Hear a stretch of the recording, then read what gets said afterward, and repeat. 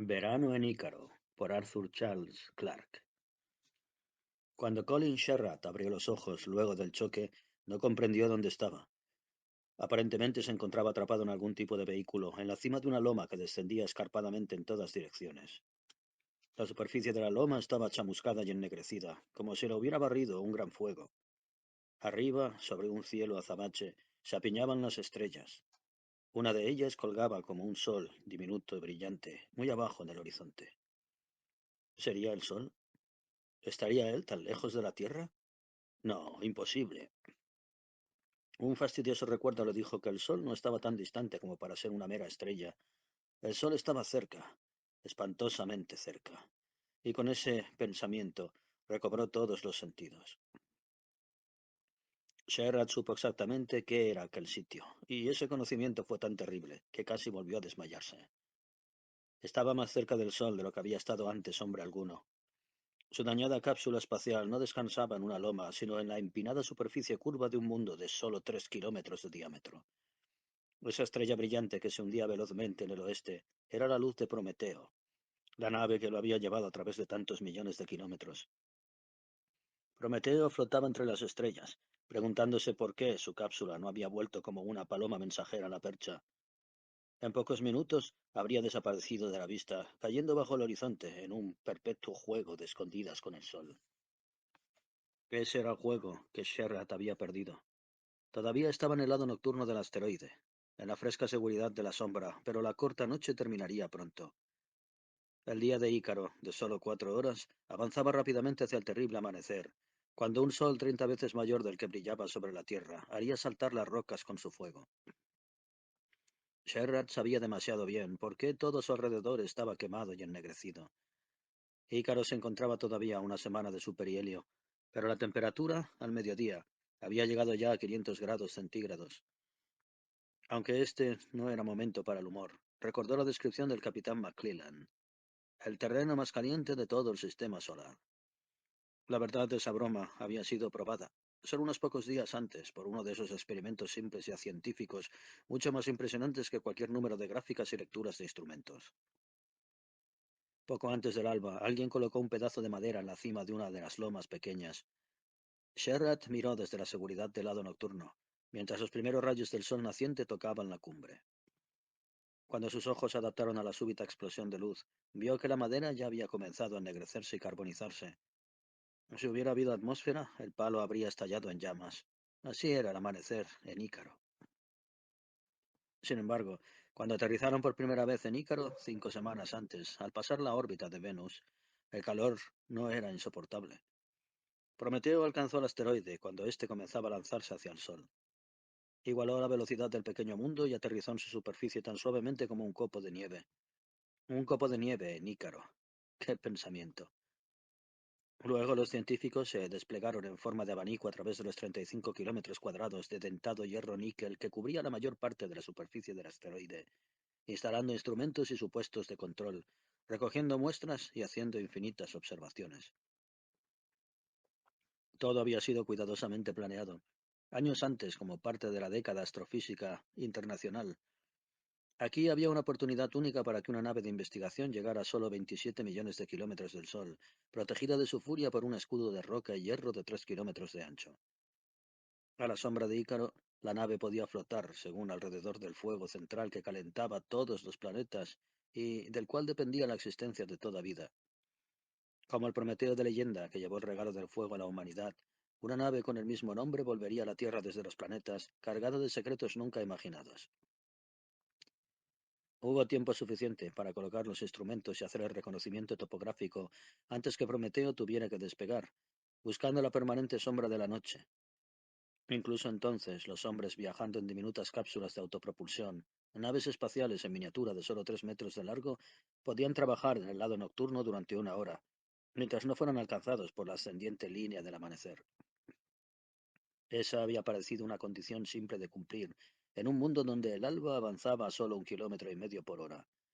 Pero Sherrard no la había cumplido, y la pena era la muerte. Todavía no estaba seguro de qué había sucedido. Había estado reemplazando un transmisor sismográfico en la estación 145, extraoficialmente llamada Mount Everest, porque se alzaba 30 metros por sobre el territorio circundante. El trabajo había sido sencillo, a pesar de tener que hacerlo por control remoto con los brazos mecánicos de la cápsula.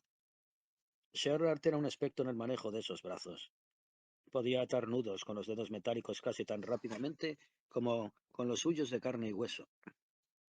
La tarea le había llevado poco más de 20 minutos, y luego el radiosismógrafo comenzó a transmitir, registrando los pequeños sismos y temblores que barrían a Ícaro con intensidad creciente a medida que el asteroide se aproximaba al Sol.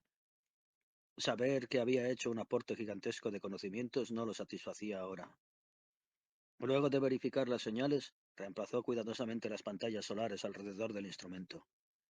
Era difícil creer que dos débiles láminas metálicas, no más gruesas que el papel, podían desviar una ola de radiación que derritiría el plomo o el estaño en segundos. Pero la primera pantalla reflejaba más del 90% de la luz solar que caía en su superficie de espejo, y la segunda desviaba la mayor parte del resto, de modo que tan solo las traspasaba una inofensiva fracción de calor. Sherratt informó que la tarea estaba concluida. Recibió la conformidad de la nave y se preparó para volver. Los reflectores de Prometeo, sin los cuales el lado nocturno del asteroide habría estado sumido en una completa oscuridad, eran un inconfundible objetivo en el cielo. La nave estaba a solo 3 kilómetros de altura, y a la débil gravedad, él podría haber saltado esa distancia si hubiera llevado un traje espacial de tipo planetario con piernas flexibles. En su situación actual, los microcohetes de bajo poder de la cápsula lo llevarían allí en unos cómodos 5 minutos. Apuntó la cápsula con los giróstatos, puso los propulsores traseros en fuerza 2 y apretó el botón de encendido. Hubo una violenta explosión cerca de sus pies y se remontó alejándose de Ícaro, pero no hacia la nave. Algo andaba muy mal. Fue arrojado hacia un lado del vehículo y no pudo alcanzar los controles. Solo funcionaba uno de los propulsores, y la cápsula giraba en el cielo como una rueda de fuegos artificiales, cada vez más rápido bajo el impulso desequilibrado del cohete. Trató de encontrar la llave de apagado, pero las vueltas lo habían desorientado por completo. Cuando por fin localizó los controles, su primera reacción empeoró las cosas. Movió la llave hacia velocidad máxima como un conductor nervioso que pisa el acelerador en lugar de los frenos. Tardó solo un segundo en corregir el error y apagar el cohete, pero ya giraba tan velozmente que las estrellas le daban vueltas alrededor. Todo fue tan rápido que no hubo tiempo para el miedo, ni tiempo para llamar a la nave e informar lo que estaba pasando. Sacó la mano de los controles. Tocados ahora, solo empeoraría las cosas. Retomar el rumbo significaría 2 o 3 minutos de maniobras hábiles, y por las parpadeantes apariciones de las rocas, cada vez más próximas, era obvio que no disponía de tantos segundos. Serra recordó un consejo del manual del astronauta. Cuando no sepa qué hacer, no haga nada. Seguía atendiendo ese consejo cuando Ícaro cayó sobre él y las estrellas se apagaron. Era un milagro que la cápsula no se hubiera roto y que él no estuviera respirando espacio. Dentro de 30 minutos quizás se alegraría de hacerlo, cuando el aislamiento térmico comenzara a fallar. Había algunos daños, por supuesto. Los espejos retrovisores fuera de la cúpula de plástico transparente que le cubría la cabeza ya no estaban más, de modo que no podía ver lo que había detrás sin torcer el pescuezo. Pero ese era un contratiempo trivial. Mucho más serio era que las antenas de la radio habían sido arrancadas por el impacto. No podía llamar a la nave, y la nave no podía llamarlo a él. Todo lo que salía de la radio era una débil crepitación, probablemente producida dentro del aparato mismo. Estaba completamente solo, aislado del resto de la raza humana. Aunque su situación era desesperada, había un débil rayo de esperanza. Después de todo, no estaba completamente indefenso. Aunque no podía utilizar los propulsores de la cápsula, creía que el motor de estribor había explotado destrozando un tubo de alimentación de combustible, algo que según los diseñadores era imposible. Todavía podía moverse. Tenía los brazos. Pero ¿en qué dirección debía arrastrarse? Había perdido el sentido de la orientación y aunque había despegado del monte Everest, ahora podía estar a miles de metros de distancia. No había marcas reconocibles en este mundo diminuto. Su mejor guía era la luz, poniendo, de Prometeo. Y si podía mantener la nave a la vista estaría seguro. Que descubrieran su ausencia era cuestión de minutos, si no la habían descubierto ya, pero sin radio sus colegas podían tardar un largo tiempo en encontrarlo. Por más pequeño que fuera Ícaro, en sus 35 kilómetros cuadrados de terreno fantásticamente escabroso, podía esconder bien a un cilindro de 3 metros. Tal vez tardasen una hora en encontrarlo, y eso significaba que tendría que adelantarse al alba mortal. Deslizó los dedos en los controles de los miembros mecánicos. Fuera de la cápsula, en el hostil vacío que lo rodeaba, revivieron los brazos sustitutos. Se apoyaron en la superficie de hierro del asteroide y levantaron la cápsula del suelo. Sherrard los flexionó y la cápsula se sacudió hacia adelante como un extraño insecto bípedo. Primero el brazo derecho, luego el izquierdo, luego el derecho. Era menos difícil de lo que había temido, y por primera vez sintió que volvía a tener confianza. Aunque los brazos mecánicos habían sido diseñados para trabajos livianos de precisión, se necesitaba poca fuerza para mover la cápsula en este medio donde el peso casi no existía. La gravedad de Ícaro era 10.000 veces menor que la de la Tierra. Sherrar y su cápsula espacial pesaban aquí unos pocos gramos, y una vez que se puso en movimiento, flotó hacia adelante sin esfuerzo. Sin embargo, esa misma facilidad tenía sus peligros. Había recorrido varios cientos de metros y estaba alcanzando rápidamente la estrella poniente de Prometeo, cuando el exceso de confianza lo traicionó. Es extraño cómo la mente puede pasar de un extremo al otro. Unos pocos minutos antes había escapado a la muerte. Ahora se preguntaba si llegaría tarde para la cena. Quizás la novedad del movimiento, tan diferente a lo que había probado antes, fue la causante de la catástrofe. O quizás estaba sufriendo todavía de los efectos del choque. Como todos los astronautas, Sherratt había aprendido a orientarse en el espacio, y se había acostumbrado a vivir y a trabajar cuando los conceptos terrestres de arriba y abajo no tenían significado. En un mundo como Ícaro era necesario pretender que había un planeta real y un verdadero debajo, y que cuando uno se movía era sobre un plano horizontal. Si fallaba este inocente autoengaño, el vértigo espacial era inevitable. El ataque llegó sin aviso previo, como de costumbre. Súbitamente, Ícaro ya no pareció estar debajo, ni las estrellas arriba. El universo se inclinó en ángulo recto. Sherrard se estaba moviendo hacia arriba, por un risco vertical, como un alpinista que escala la pared de una roca, y aunque la razón le decía que era solo ilusión, todos sus sentidos gritaban que era real. En un momento la gravedad tendría que arrancarlo de esa pared y caería interminablemente hasta hacerse pedazos en el olvido. Quedaba por suceder lo peor. La falsa vertical oscilaba todavía como una brújula descompuesta. Ahora Sherrard estaba bajo un inmenso techo de roca que pronto volvería a convertirse en pared, pero esta vez descendería por ella en vez de subir. Había perdido todo control sobre la cápsula, y el pegajoso sudor que comenzaba a rociarle el rostro le advirtió que pronto perdería el control del cuerpo. Solo le quedaba una cosa por hacer. Cerró los ojos con fuerza, se acurrucó lo más atrás posible en el diminuto mundo cerrado de la cápsula e hizo como si el universo exterior no existiese. Ni siquiera permitió que el lento y suave golpe del segundo choque interfiriera con su autohipnosis. Cuando se atrevió a mirar afuera nuevamente, descubrió que la cápsula descansaba contra un enorme canto rodado. Los brazos mecánicos de la cápsula habían atenuado la fuerza del impacto, pero a un precio mayor del que Sherrard podía pagar. Aunque aquí la cápsula no tenía prácticamente ningún peso, todavía poseía los acostumbrados 250 kilos de inercia, y se había estado moviendo quizá unos 6 kilómetros por hora. Los brazos metálicos no habían logrado absorber el ímpetu, y uno se había roto, y el otro estaba irremediablemente torcido. Cuando Sherrard vio lo que había sucedido, su primera reacción no fue de desesperación, sino de cólera. Había estado tan seguro del éxito cuando la cápsula comenzó a deslizarse sobre la árida superficie de Ícaro, y ahora esto, debido solamente a un momento de debilidad física. Pero el espacio no hacía concesiones a las fragilidades humanas ni a las emociones, y un hombre que no aceptaba ese hecho no merecía estar allí. Por lo menos había ganado un tiempo precioso al perseguir a la nave. Había puesto otros 10 minutos, si no más, entre él y la Aurora. Pronto sabría si esos 10 minutos le prolongarían la agonía o darían a sus compañeros más tiempo para encontrarlo. ¿Dónde estaban? Seguro que ya habían comenzado la búsqueda. Esforzó los ojos tratando de ver el fulgor de la nave, con la esperanza de encontrar las débiles luces de las cápsulas, pero no se veía nada nuevo en la giratoria bóveda celeste. Era mejor que utilizara sus propios recursos, por exiguos que fueran. Solo le quedaban unos pocos minutos antes que Prometeo y sus reflectores se hundieran bajo el borde del asteroide y lo dejaran en la oscuridad. Era cierto que la oscuridad sería muy breve, pero antes de que cayese sobre él podría encontrar algún refugio para protegerse del día que se acercaba. Esta roca contra la que había chocado, por ejemplo. Sí, le daría un poco de sombra, hasta que el sol estuviera a una cierta altura en el cielo. Nada podría protegerlo si pasaba por encima de él, pero quizás estuviese en una latitud donde el sol no ascendía muy alto sobre el horizonte en esa época del año de Ícaro de 409 días. Entonces podría sobrevivir al breve periodo de luz diurna. Esa era su única esperanza, si los salvadores no lo encontraban antes del amanecer. Allá desaparecía Prometeo y sus luces bajo el borde del mundo. Con esa partida las estrellas resplandecieron con redoblado fulgor, más gloriosa que cualquiera de ellas, tan hermosa que con solo mirarla casi se llenaban de lágrimas los ojos, estaba la flameante luz de la tierra, con su luna al lado. Sherrat había nacido en una y caminado sobre la otra. ¿Volvería a verlas? Era extraño que hasta ahora no hubiera pensado en la mujer y en los hijos y en todo lo que amaba de la vida y que ahora parecía tan lejano. Sintió un fugaz espasmo de culpa.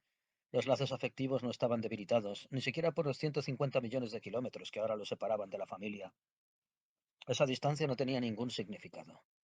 Él era ahora un animal primitivo y egocéntrico que luchaba por su vida y que tenía una única arma, el cerebro. En este conflicto no había lugar para el corazón. El corazón sería un mero estorbo que le estropearía el juicio y le debilitaría la firmeza. Y entonces vio algo que desterró todo pensamiento de su lejano hogar. Sobre el horizonte a su espalda, extendiéndose entre las estrellas como una bruma láctea, había un débil y espectral cono de fosforescencia. Era el heraldo del sol, el hermoso, nacarado espectro de la corona, visible desde la Tierra solo durante los raros momentos de eclipse total. Si la corona ascendía, el sol no podía estar lejos para castigar esa pequeña Tierra con su furia. Sherrar aprovechó el aviso. Ahora podía juzgar con cierta precisión el punto exacto donde saldría el sol. Sí, podía juzgarlo. Arrastrándose lenta y torpemente sobre los rotos muñones de los brazos metálicos, llevó la cápsula hasta el lado de la piedra donde debería dar la mayor sombra. Apenas había llegado allí cuando el sol le saltó encima como una bestia de presa, y aquel mundo diminuto explotó en luz. Sherrar levantó los filtros oscuros dentro del casco, una capa tras otra, hasta que pudo soportar el resplandor. Fuera de la zona cubierta por la ancha sombra de la piedra, era como mirar dentro de un horno. Alrededor, la despiadada luz mostraba cada detalle del terreno. No había grises, solo blancos enceguedores y negros impenetrables. Todas las ensobrecidas grietas y depresiones eran charcos de tinta, mientras que el suelo más alto parecía estar ardiendo ya. Y sin embargo, era solo un minuto después del alba. Ahora Sherrar podía comprender cómo el abrasante calor de un billón de veranos había convertido a Ícaro en un carbón cósmico, cocinando las rocas hasta sacarles las últimas burbujas de gas. ¿Por qué? Se preguntó amargamente. Los hombres tenían que viajar a través del abismo de estrellas con tanto gasto y riesgo para aterrizar en un basural giratorio. Por la misma razón sabía que cuando lucharon por alcanzar el Everest y los polos y los lugares distantes de la Tierra, la excitación del cuerpo que era la aventura y la más duradera excitación de la mente que era el descubrimiento. La respuesta lo consolaba muy poco, ahora que estaba a punto de ser asado como un animal en el giratorio asador de Ícaro. Ya sentía el primer aliento de calor sobre la cara.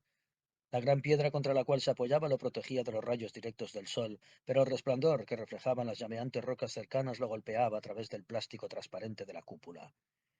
Ese resplandor crecería rápidamente en intensidad a medida que el sol subiera. Tenía menos tiempo de lo que había pensado, y al saberlo sintió una embotada resignación que estaba más allá del miedo. Esperaría hasta que el amanecer lo envolviese y la unidad refrigeradora de la cápsula se rindiera ante la desigual lucha. Entonces rompería la cápsula y dejaría que el aire saliera al vacío espacial. Solo podía permanecer sentado y pensar en los minutos que le quedaban antes que la sombra se contrajera. No trató de dirigir los pensamientos, los dejó ir hacia donde quisieran. Qué extraño morir ahora. Todo porque allá en la década de 40, años antes de que él naciera, un hombre en Palomar encontró una raya de luz en una placa fotográfica y la bautizó apropiadamente como el muchacho que voló cerca del sol. Un día pensó, le construirían un monumento en esa llanura calcinada. ¿Qué pondrían en él? Aquí murió Colin Sherrard, ingeniero en astronáutica por la causa de la ciencia. Eso sería gracioso, pues nunca había comprendido ni la mitad de las cosas que los científicos querrían hacer. Sin embargo, parte de la excitación de esos descubrimientos le había llegado. Recordó cómo los geólogos habían raspado la chamuscada piel del asteroide y pulido la superficie metálica debajo. Esa superficie estaba cubierta de curiosas rayas y arañazos, como una pintura abstracta de los decadentes posteriores a Picasso. Pero esas líneas tenían algún significado. En ellas estaba escrita la historia de Ícaro, aunque solo un geólogo podía leerla. Revelaban, así le habían dicho a Sherrard, que ese pedazo de hierro y roca no siempre había flotado solo en el espacio. En un remoto pasado había sufrido una enorme presión, y eso podía significar solamente una cosa. Billones de años antes, había sido parte de un cuerpo mucho mayor, quizás de un planeta como la Tierra. Por alguna razón el planeta explotó. Ícaro y miles de asteroides más eran fragmentos de esa explosión cósmica. Incluso ahora, mientras se acercaba la línea incandescente de luz solar, lo emocionaba ese pensamiento. Sherrat estaba sobre el núcleo de un mundo que quizás había conocido la vida. En una forma extraña, irracional, lo consolaba saber que quizá no iba a ser el suyo el único fantasma que andaría por Ícaro hasta el fin del tiempo. El casco se le estaba empañando. Eso anunciaba que la unidad refrigeradora estaba a punto de fallar. Había trabajado bien. Aún ahora, aunque las rocas a solos unos pocos metros debían estar al rojo vivo, el calor dentro de la cápsula no era insoportable. Cuando fallara la refrigeración todo sería súbito y catastrófico. Sherrard tendió la mano hacia la palanca roja que le arrebataría la presa al sol, pero antes de moverla miraría la tierra por última vez. Bajó los filtros oscuros con gran precaución, ajustándolos de modo que desviaran el resplandor de las rocas, pero no le impidieran ver el espacio. Las estrellas eran tenues ahora, apagadas por el creciente brillo de la corona, y asomando apenas sobre la roca había una punta de llama carmesí, un torcido dedo de fuego que sobresalía del borde mismo del sol. A Sherrard solo le quedaban segundos. Allí estaba la tierra, allí estaba la luna. Adiós a ambas, y a los amigos y seres queridos en cada una de ellas. Mientras miraba al cielo, la luz solar había comenzado a lamer la base de la cápsula, y sintió la primera punzada de fuego. En un reflejo tan automático como inútil, retiró las piernas tratando de escapar a la avanzante ola de calor. ¿Qué era eso? Un brillante relámpago de luz infinitamente más luminoso que cualquier estrella explotó de pronto allá arriba. A varios kilómetros de altura, un gigantesco espejo navegaba en el cielo reflejando la luz solar mientras giraba lentamente. Eso no podía ser. Estaba comenzando a sufrir alucinaciones. Era hora de despedirse. El sudor le corría por el cuerpo y en pocos segundos la cápsula sería un horno. No esperó más. Tiró del disparador de emergencia con toda la fuerza que le quedaba, preparándose para enfrentar el fin. No sucedió nada. La palanca no se movía. Tiró de ella una y otra vez hasta que comprendió que estaba trabada. No había fácil escape. No había una muerte piadosa mientras el aire huía de los pulmones. Fue entonces al sentir el golpe del verdadero terror de la situación, que sus nervios cedieron y comenzó a gritar como un animal atrapado. Cuando oyó la voz del capitán McClellan, que le hablaba débil pero claramente, pensó que era otra alucinación. Sin embargo, algún residuo que le quedaba de disciplina y autocontrol le reprimió los gritos. Apretó los dientes y atendió a esa voz familiar e imperativa.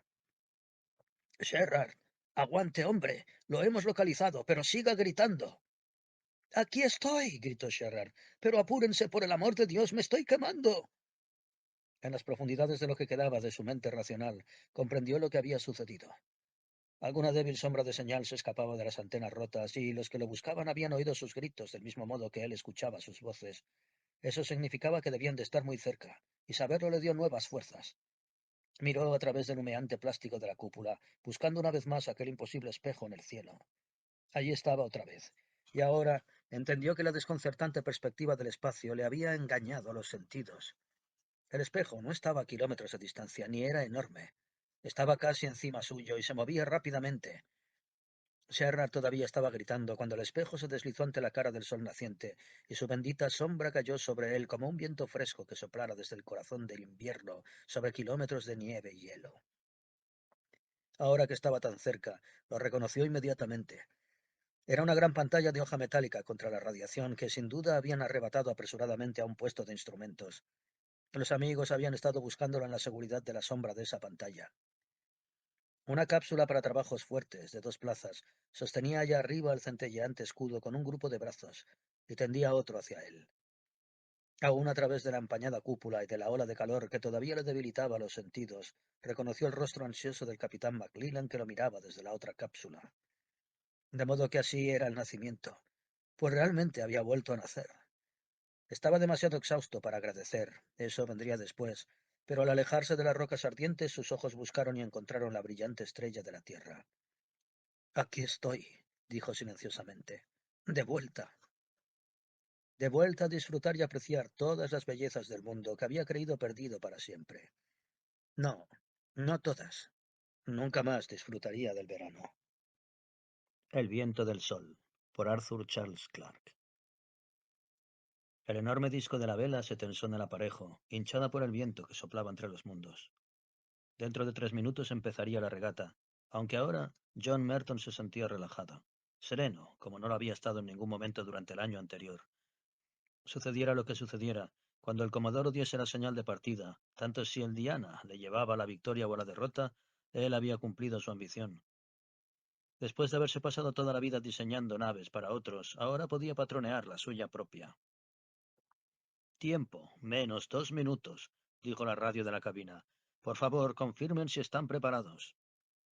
Uno por uno, los demás patrones fueron contestando. Merton reconoció todas las voces, unas nerviosas, otras serenas, porque eran las voces de sus amigos y rivales. En los 4 mundos habitados apenas sí había una veintena de hombres que supieran patronear un yate solar, y todos ellos estaban aquí, en la línea de salida o a bordo de las embarcaciones de escolta, orbitando a 22.000 millas de la Tierra por encima del Ecuador. Número 1. Gossamer, listo para partir. Número 2. Santa María, todo listo. Número 3. Sunbeam, listo. Número 4. Buomera, todos los sistemas en marcha. Merton sonrió tras este último eco de los primitivos tiempos de la astronáutica, pero había pasado a formar parte de la tradición del espacio, y había veces en que el hombre necesitaba evocar las sombras de aquellos que habían ido antes que él a las estrellas. Número 5. Lebedev, preparado. Número 6. Aracne, listo. Ahora le tocaba a él, situado en un extremo de la fila. Resultaba extraño pensar que las palabras que él pronunciara en esta cabina serían oídas lo menos por 5 billones de personas. Número 7. Diana, listo para partir. Los 7 comprobados, confirmó aquella voz impersonal desde la lancha del juez. Ahora T menos 1 minuto. Merton apenas lo oyó. Por última vez estaba comprobando la tirantez del aparejo. Las agujas de todos los dinamómetros estaban quietas. La inmensa vela estaba tensada. Su brillante superficie centelleaba y resplandecía gloriosamente con el sol. A Merton, que flotaba ingrávido junto al periscopio, le parecía que llenaba todo el firmamento, porque, en efecto, afuera había una vela de 50 millones de pies cuadrados sujeta a su cápsula por casi un centenar de millas de cordaje. Todo el velamen de todos los clippers cargados de té que cruzaron un día los mares de la China, cosidos en una sola sábana gigantesca, no habrían podido competir con la vela única que el Diana había desplegado bajo el sol. Sin embargo, era muy poco más consistente que una burbuja de jabón. Aquellas 2 millas cuadradas de plástico aluminizado tenían un espesor de unas pocas millonésimas de pulgada. T menos 10 segundos. Todas las cámaras grabadoras en marcha. Resultaba difícil para la mente captar algo tan gigantesco, y al mismo tiempo tan frágil. Y más difícil aún era comprender que este espejo endeble podía remolcarle lejos de la Tierra, merced únicamente a la fuerza que recogía de la luz solar. 5, 4, 3, 2, 1. Ya. 7 hojas de cuchillo cortaron 7 finas cuerdas que sujetaban los yates a los barcos nodriza que los habían atendido. Hasta este momento todos habían estado circundando la Tierra, agrupados en rígida formación, pero ahora los yates empezarían a dispersarse como semillas de amargón arrastradas por la brisa, y el vencedor sería aquel que rebasara primero la luna. A bordo del Diana nada parecía haberse movido, pero Merton tenía plena conciencia de todo. Aunque su cuerpo no llegó a notar ninguna sacudida, el panel de instrumentos le hizo saber que estaba acelerando a casi una milésima de gravedad. Para un coche esa cifra había sido ridícula, pero esta era la primera vez que la alcanzaba un yate solar. El diseño del Diana era perfecto. La inmensa vela estaba confeccionada de acuerdo con sus cálculos. De este modo, 2 vueltas en torno a la Tierra reforzarían el promedio de su velocidad de escape, y luego pondría a proa a la Luna, llevando tras él toda la fuerza del Sol. Toda la fuerza del Sol. Sonrió tristemente al recordar sus esfuerzos por explicar la navegación a vela solar a los que asistían a sus conferencias. Allá en la Tierra. Esa había sido la única forma de poder ganar dinero al principio, aunque era jefe diseñador de la Cosmodyne Corporation, con toda una ristra de naves espaciales favorablemente acogidas en su haber. Su compañía no se había mostrado muy entusiasmada, precisamente con su afición. Extiendan las manos al sol, les había dicho él. ¿Qué sienten ustedes? Calor, claro, pero reciben también una presión, aunque no la noten debido a lo pequeña que es. Sobre el área de sus manos se ejerce una presión de una millonésima de onza, más o menos. Pero en el espacio exterior, incluso una presión así de pequeña puede ser importante, ya que actúa perpetuamente, hora tras hora, día tras día. Al contrario del combustible de un cohete, es libre e ilimitada. Si queremos, podemos utilizarla. Podemos confeccionar velas que recojan esa radiación que procede del Sol. Al llegar a este punto, sacaba unas cuantas yardas cuadradas de material de vela y lo agitaba hacia el auditorio. La película plateada se enrollaba y se retorcía como el humo, y luego ascendía lentamente hacia el techo, impulsada por las corrientes de aire caliente. Vean lo ligera que es, proseguía. Una milla cuadrada pesa tan solo una tonelada, y puede recorrer 5 libras de presión por radiación. De modo que puede impulsarnos y remolcarnos si la sujetamos con el aparato conveniente. Como es natural, su aceleración será muy pequeña, una milésima de g aproximadamente. No parece mucho, pero veamos lo que significa. Significa que en el primer segundo recorreremos un quinto de pulgada. Supongo que esa es la velocidad que podría desarrollar un caracol, normal y corriente, pero al cabo de un minuto habremos recorrido 60 pies, y comenzaremos a desplazarnos a una milla por hora. No está mal, tratándose de algo que se mueve exclusivamente por el impulso de la luz solar. Al cabo de una hora nos encontraremos a 40 millas de nuestro punto de partida y nos moveremos a 80 millas por hora. Por favor, recuerden que en el espacio no hay fricción de ninguna clase, de modo que una vez hemos puesto algo en movimiento, seguirá moviéndose eternamente. Se sorprenderán cuando les diga la velocidad que ha alcanzado nuestro velero de una milésima de g al cabo de un día, casi 2000 millas por hora. Si parte de una órbita, como tiene que partir, por supuesto, puede alcanzar la velocidad de escape en un par de días. Y todo eso sin haber utilizado una sola gota de combustible. Bueno, les había convencido y por último había convencido a la Cosmodyne. Durante los últimos 20 años había ido surgiendo un nuevo deporte. Se decía que era el deporte de los billonarios, y era cierto, pero empezaba a poderse sostener por sí mismo debido a la publicidad y a la protección de la televisión. Para 4 continentes y 2 mundos era un prestigio participar en esa regata que tenía la más grande audiencia de la historia. El Diana había hecho una buena salida. Era hora de echar una mirada a los contrincantes. Moviéndose muy despacio, aunque había amortiguadores entre la cápsula de control y el delicado aparejo, no estaba dispuesto a correr ningún riesgo. Merton se situó ante el periscopio. Allí estaban como extrañas flores de planta en los campos oscuros del espacio.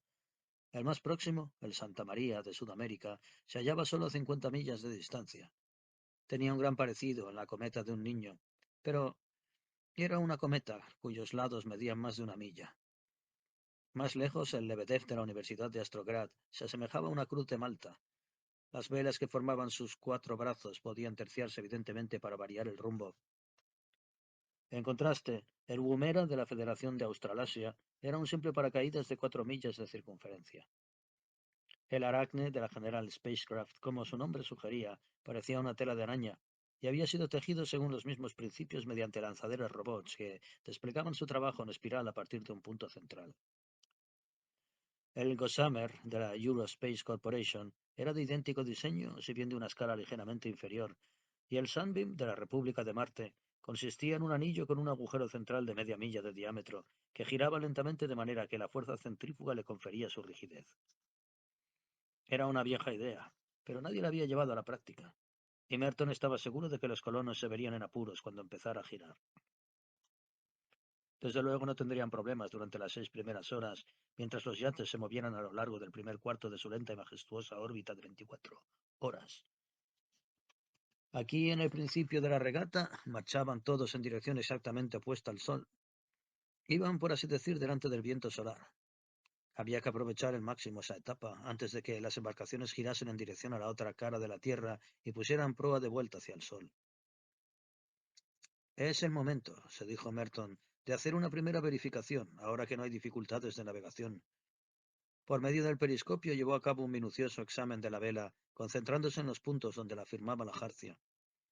Los obenques, estrechas tiras de película plástica no plateada, Habrían sido completamente invisibles de no haberlos revestido de una capa de pintura fluorescente. Ahora eran tensas líneas de luz de color que disminuían, unos centenares de yardas más allá, en dirección a aquella vela gigantesca. Cada uno tenía su propio molinete eléctrico, de un tamaño no mucho mayor que el de un carrete de caña de pescar. Los pequeños molinetes giraban continuamente, lascando o cobrando cabo, mientras el piloto automático mantenía la vela orientada en el ángulo correcto respecto al sol. Era maravilloso contemplar los juegos de la luz del sol sobre el gran espejo flexible. La vela se ondulaba en lentas y majestuosas oscilaciones, despidiendo múltiples imágenes del sol que se desplazaban por ella hasta perderse en sus bordes. Eran previsibles estas vibraciones pausadas de la inmensa y endeble estructura. Normalmente no representaban ningún peligro, pero Merton las vigilaba atentamente. A veces podían convertirse en catastróficos rizos conocidos con el nombre de culebreos, capaces de destrozar la vela. Cuando vio satisfecho que todo estaba en orden, barrió el firmamento con el periscopio, comprobando una vez más la posición de sus rivales. Era como él había previsto. Se había iniciado el proceso en el que empezaban a destacarse los mejores, mientras que los menos marineros se iban quedando rezagados a popa. Pero la verdadera prueba empezaría cuando entraran en la sombra de la tierra. Entonces, la maniobrabilidad contaría tanto como la velocidad. Puede que pareciera extraño, dado que la regata acababa de empezar, pero consideró que sería buena idea echar un sueño. Las tripulaciones de las demás embarcaciones, compuestas de 2 hombres cada una, podían turnarse para descansar, pero Merton no tenía a nadie que le echara una mano. Debía confiar en su resistencia física, como aquel navegante solitario, Joshua Slocum, en su diminuto Spray. El patrón americano había navegado en solitario por todo el mundo a bordo del Spray. No se imaginaba él que, 2 siglos más tarde, otro hombre navegaría también en solitario de la Tierra a la Luna, inspirado en parte al menos por su ejemplo. Merton apretó los cinturones elásticos del asiento de la cabina en torno a su cintura y piernas, y luego se colocó en la frente los electrodos del inductor de sueño. Dispuso el cronómetro para 3 horas y se relajó. Muy suavemente, hipnóticamente, las pulsaciones electrónicas palpitaron en los lóbulos frontales de su cerebro. Bajo sus párpados cerrados se dilataron espirales de luces multicolores, ensanchándose hasta el infinito. Luego, nada. El escandaloso clamor de la alarma le sacó de su letargo sin ensueños. En un instante estuvo despierto y sus ojos revisaron el panel de instrumentos. Habían transcurrido solo 2 horas, pero sobre el acelerómetro había una luz roja que se encendía y se apagaba. Estaba disminuyendo el impulso. El Indiana perdía fuerza. El primer pensamiento de Merton fue que le había pasado algo a la vela. Quizá habían fallado los tensores y se había enredado el aparejo. Rápidamente comprobó los indicadores de tensión de los obenques. Era extraño. A un costado de la veda, las cifras eran normales, pero el otro, el tiro se aflojaba lentamente, incluso mientras él miraba. Preso de un repentino presentimiento, agarró el periscopio, conectó la visión de ángulo amplio y comenzó a revisar el borde de la vela. Sí, allí estaba el problema, y solo podía deberse a una causa.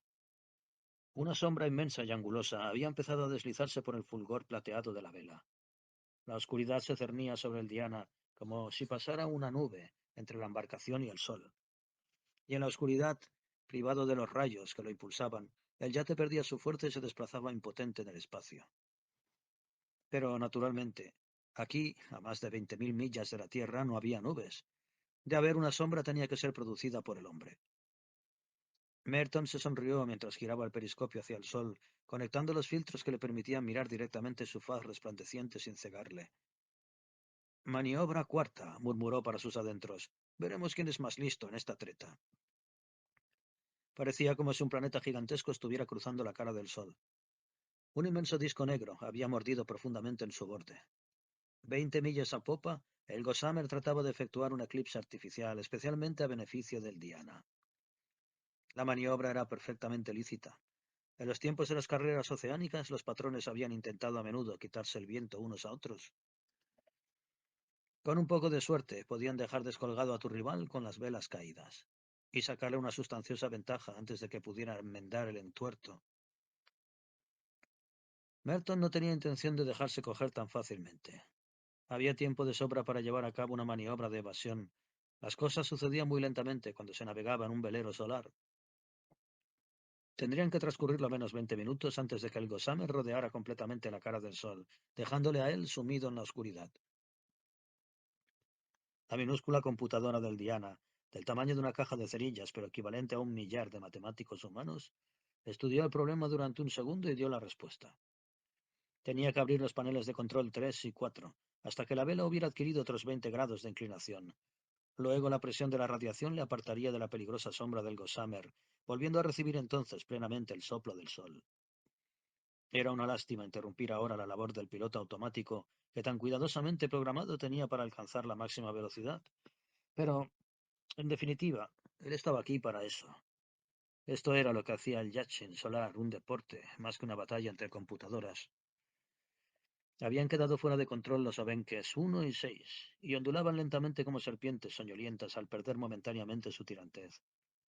A 2 millas, los paneles triangulares comenzaron a abrirse perezosamente, vertiendo luz solar en el interior de la vela.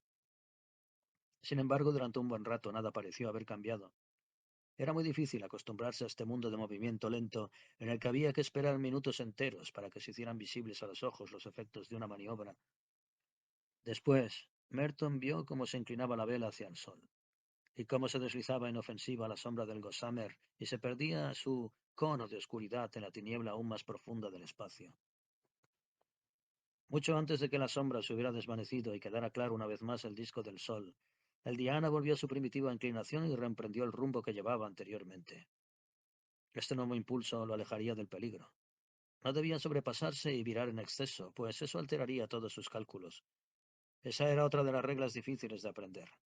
En el mismísimo momento en que empiezas una maniobra en el espacio, debes ir pensando en terminar. El dispositivo de alarma estaba preparado para la siguiente emergencia natural o artificial. Quizá el Gossamer o uno de los otros contendientes intentara la misma treta otra vez. Entretanto, era hora de comer, aunque no tenía demasiada hambre. Se gastaba poca energía física en el espacio, y era fácil olvidarse de la alimentación. Fácil y peligroso, porque cuando surge una emergencia puede que no tengas las reservas necesarias para afrontarla. Abrió el primero de los paquetes de comida y lo inspeccionó sin entusiasmo. El nombre de la etiqueta, suculencias espaciales, bastaba para quitarle la gana, y abrigaba serias dudas sobre la promesa que se anunciaba debajo. Alimento indesmigable garantizado. Se decía que las migas en el interior de los vehículos espaciales eran más peligrosas que los meteoritos. Eran capaces de meterse en los lugares más inverosímiles, ocasionando cortocircuitos, bloqueando propulsores vitales y hasta se introducían en instrumentos que se consideraban herméticamente cerrados. En cambio, el embutido de hígado le sentó estupendamente, así como el batido de chocolate y piña tropical. El recipiente plástico del café se estaba calentando en el calentador eléctrico, cuando el mundo exterior irrumpió en su soledad al llamarle el operador de radio de la lancha del Comodoro. Doctor Merton, si dispone usted de un poco de tiempo, Jeremy Blair desearía pedirle unas palabras. Blair era uno de los informadores más serios que habían surgido últimamente, y Merton había acudido a sus programas muchas veces. Podía rechazar la entrevista, por supuesto, pero Blair le caía simpático, y en este momento, evidentemente, no podía alegar que estaba demasiado ocupado. De acuerdo, contestó. Hola, doctor Merton, dijo inmediatamente el locutor. Me alegro de que tenga un momento para nosotros. Mis felicitaciones, ya que al parecer marcha usted en cabeza. Es demasiado pronto para estar seguro de eso, contestó Merton precavidamente. Dígame, doctor, ¿por qué ha decidido tripular el Diana usted solo? ¿Por qué así es usted el primero que lo intenta? Bueno, ¿no le parece una buena razón? De todos modos, no es esa la única, naturalmente. Guardó silencio y eligió sus palabras con cuidado. Usted sabe hasta qué punto depende de su masa la velocidad de un yate solar. Un hombre más con todos sus pertrechos significaría una sobrecarga de 500 libras de peso, y es muy posible que esa sea la diferencia entre ganar y perder. ¿Y está usted seguro de que puede gobernar el Diana solo? Bastante seguro, gracias a los controles automáticos que yo mismo he diseñado. Mi tarea principal consiste en supervisar y decidir. Pero son 2 millas cuadradas de vela. No parece posible que pueda un hombre solo con todo eso. Merton rió. ¿Por qué no? Esas 2 millas cuadradas producen una fuerza impulsora máxima de 10 libras. Yo puedo hacer más fuerza con el dedo meñique. Bien, Muchas gracias, doctor, y buena suerte. Volveré a ponerme en contacto con usted.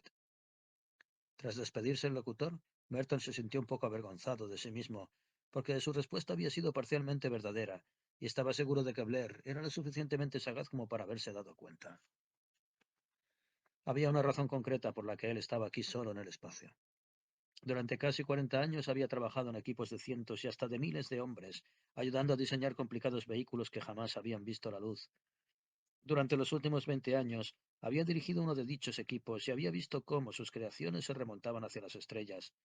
A veces hubo fallos que él no olvidó jamás, aun cuando no fue culpa suya. Era famoso y había dejado un brillante historial tras de sí. Siempre había sido una fuera de serie.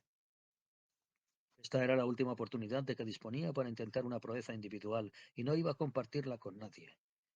No habría más regatas de yates solares, lo menos en 5 años, dado que estaba terminando el periodo de calma solar y comenzaba el ciclo del mal tiempo, en el que las tormentas de radiación se propagarían por todo el sistema planetario.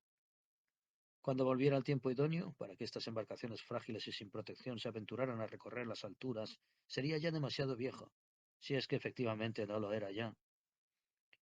Echó las envolturas vacías de los alimentos al eliminador de desperdicios y se volvió una vez más hacia el periscopio. Al principio solo vio 5 yates más. No vio ni rastro del Woomera. Tardó varios minutos en localizarlo. Era un fantasma confuso, perdido entre las estrellas, atrapado limpiamente por la sombra del Lebedev. Imaginó los frenéticos esfuerzos de los australianos para librarse y se preguntaba cómo habría caído en la trampa. Ello indicaba que el Lebedev era de una maniobrabilidad excepcional. Tendría que vigilarle, aunque estaba demasiado lejos para que representara una amenaza para el Diana, de momento. Ahora la Tierra casi había desaparecido. Había encogido hasta convertirse en un arco estrecho y brillante de luz que se desplazaba majestuosamente hacia el sol. Perfilada oscuramente dentro de ese arco ardiente estaba la cara nocturna del planeta, con los centelleos fosforescentes de las grandes ciudades que surgían aquí y allá entre los desgarrones de las nubes. El disco de oscuridad había borrado ya una gran zona de la Vía Láctea. Dentro de unos minutos empezaría a avanzar sobre el sol. La luz se estaba debilitando. Un matiz purpúreo y crepuscular, el resplandor de una multitud de puestas de sol miles de millas más abajo, descendía sobre la vela mientras el Diana se deslizaba silencioso por la sombra de la tierra. El sol caía a plomo bajo ese horizonte invisible. Dentro de unos minutos se haría de noche. Berto miró hacia atrás en dirección a la órbita que acababa de recorrer, equivalente a un cuadrante en torno al mundo. Una por una vio parpadear las brillantes estrellas de los otros yates que venían a compartir con él la breve noche. Pasaría una hora antes de que el sol emergiera de ese enorme escudo negro. Durante todo ese tiempo serían completamente impotentes, se desplazarían sin fuerza impulsora. Encendió el reflector exterior y empezó a buscar con su haz de luz la vela que acababa de sumirse en las sombras. Los miles de acres de película empezaban a arrugarse y a colgar flácidos. Las jarcias habían perdido su tirantez y habían que recogerlas antes de que se enredaran. Pero esto no le cogía de sorpresa. Todo marchaba de acuerdo con lo previsto. 50 millas a popa, el Aracne y el Santa María no habían tenido tanta suerte. Merton se enteró de sus dificultades cuando la radio cobró vida y empezó a hablar por el circuito de emergencia. Número 2 y número 6, aquí control. Navegan a rumbo de colisión. Sus órbitas incidirán dentro de 65 minutos. ¿Necesitan ayuda? Hubo un largo silencio, mientras los dos patrones digerían la mala noticia. Merton se preguntó quién tendría la culpa. Quizá uno de los yates había intentado hacerle sombra al otro y se habían sumergido en la noche antes de terminar la maniobra. Ahora ninguno de los dos podría hacer nada. Iban lenta pero inexorablemente en una trayectoria convergente, incapaces de variar el rumbo, siquiera una fracción de grado. Sin embargo, eran 65 minutos. Para entonces estarían bajo la luz del sol otra vez, dado que iban a salir de la sombra de la Tierra. Tenían una ligera posibilidad, si es que sus velas llegaban a recoger la suficiente fuerza para evitar la catástrofe. A bordo del Aracne y del Santa María debía haber una actividad frenética. El Aracne fue el primero en contestar. Su respuesta fue exactamente la que Merton esperaba. Número 6, llamando a control. No necesitamos ayuda, gracias. Nos las arreglaremos solos. Lo dudo, pensó Merton. pero al menos sería interesante presenciarlo. El primer drama de la regata se aproximaba, exactamente por encima de la línea de medianoche de la cara nocturna de la Tierra. Durante la hora siguiente, Merton estuvo demasiado atareado con su propia vela para ocuparse del Aracne y del Santa María. Era difícil mantener estrecha vigilancia de esos 50 millones de pies cuadrados de plástico confuso que flotaban en la oscuridad, iluminados tan solo por el débil reflector y los rayos de la lejana luna. Desde ahora, y durante casi la mitad de su órbita en torno a la Tierra, debía mantener toda esta inmensa área de perfil respecto del Sol. En las 12 o 14 próximas horas, la vela sería un estorbo inútil, dado que se desplazaría en dirección al Sol, de suerte que sus rayos le impulsarían de nuevo hacia atrás, haciéndole retroceder por la trayectoria que había recorrido. Era una lástima no poder recoger la vela completamente hasta que llegara el momento de utilizarla de nuevo, pero nadie había descubierto hasta ahora un procedimiento práctico que permitiera ejecutar esta maniobra. Allá abajo, en el borde de la Tierra, surgió el primer atisbo del amanecer. En 10 minutos surgiría el sol de atisbo, el sol de la sombra que lo eclipsaba. Los yaces se animarían otra vez cuando el soplo de la radiación hinchara sus velas. Ese sería el momento crítico para el Aracne y el Santa María, y naturalmente para todos ellos. Merton fue moviendo el periscopio hasta que descubrió las dos sombras que se desplazaban contra las estrellas. Estaban muy cerca la una de la otra, quizás distaban menos de 3 millas. Puede, pensó Merton, que fueran capaces de conseguirlo. La aurora irrumpió como una explosión de luz en el canto de la Tierra mientras surgía el sol por el Pacífico. La vela y las jarcias adquirieron un breve tono carmesí, luego dorado, y después se encendieron con la blanca luz del día. Las agujas de los dinamómetros comenzaron a despegarse de sus ceros, pero solo un poco. El Diana flotaba aún casi completamente ingrávido, dado que con la vela encarada hacia el sol su aceleración se reducía a unas pocas millonésimas de gravedad. Pero el Aracne y el Santa María se estaban aproximando a todo trapo en un desesperado intento por alejarse. Ahora, cuando ya distaban menos de 2 millas el uno del otro, sus nubes de resplandeciente plástico se desplegaron y se extendieron con angustiosa lentitud al recibir el primer impulso tenue de los rayos del sol. Casi todas las pantallas de televisión de la Tierra estarían siguiendo ese drama interminable del que ni a una hora en este último minuto se podía predecir el desenlace. Los dos patrones eran hombres obstinados. Los dos podían haber cortado sus velas respectivas y retroceder, dándose una oportunidad al otro, pero no lo haría ninguno de los dos. Había en juego demasiado prestigio, demasiados millones, demasiada reputación, y así, silenciosos y mansos como copos de nieve en una noche de invierno, el Aracne y el Santa María entraron en colisión. La cuadrada cometa cayó casi imperceptiblemente en la telaraña circular. El largo cordaje de los obenques se retorció y se enmarañó con una lentitud onírica a bordo del Diana. Merton, atareado aún con su propio aparejo, apenas lograba apartar los ojos de este desastroso silencio y prolongado. Durante más de 10 minutos las dos nubes, hinchadas y brillantes, siguieron fundidas en una maraña inextricable. Luego las cápsulas tripuladas se desprendieron y prosiguieron sus distintas trayectorias, cruzándose una con otra a un centenar de yardas. Con una llamarada de cohetes, las lanchas de salvamento corrieron veloces a recogerlas.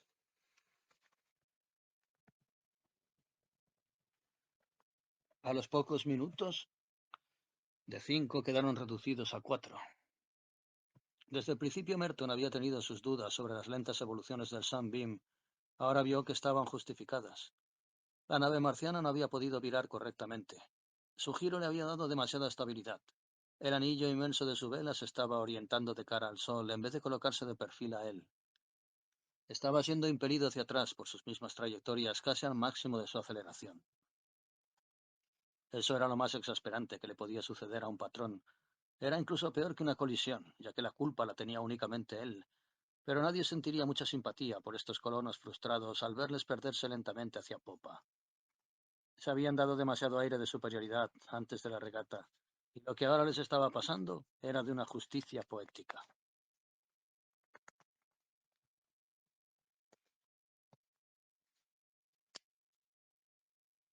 No obstante, no había que borrar al Sunbeam completamente de la lista.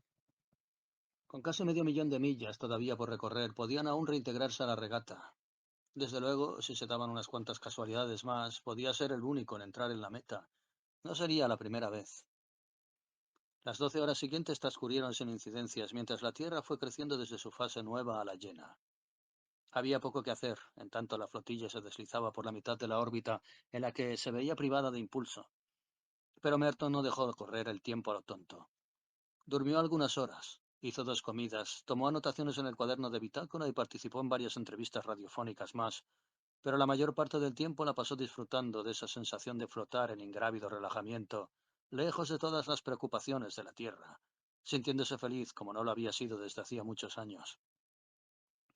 Era dueño de su propio destino, tan dueño como puede serlo un hombre en el espacio, gobernando la nave a la que había consagrado tanta destreza, tanto amor, que se había convertido en parte de su propio ser. La siguiente contingencia ocurrió cuando estaba atravesando la línea entre la Tierra y el Sol, y se internaban en la otra mitad de la órbita en que recibían la fuerza solar. A bordo del Diana, Merton vio cómo se hinchaba la inmensa vela al terciarla para recoger los rayos que la impulsaban.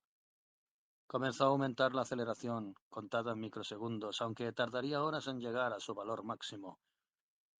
No sería alcanzado jamás por el Gossamer. El momento del retorno de la fuerza era crítico, y este no lo había podido superar.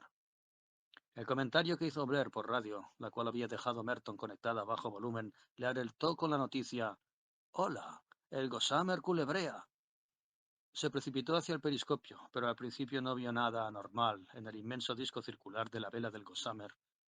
Era difícil examinarlo bien porque estaba casi totalmente de perfil con respecto a él y ofrecía el aspecto de una delgada elipse, pero poco después vio que cimbreaba de un lado a otro en lentas y irresistibles oscilaciones. A menos que la tripulación amortiguara este bailoteo, tirando rítmica y suavemente de los obenques, la vela acabaría hecha jirones. Pusieron todo el empeño, y al cabo de 20 minutos pareció que lo habían conseguido. Luego, en un punto próximo al centro de la vela, la película de plástico empezó a rasgarse. Lentamente el desgarrón se fue corriendo hacia el borde, bajo la presión de la radiación, como el humo ascendente de una hoguera. Al cabo de un cuarto de hora no quedaba más que la delicada tracería de los mástiles radiales que había sostenido la inmensa telaraña.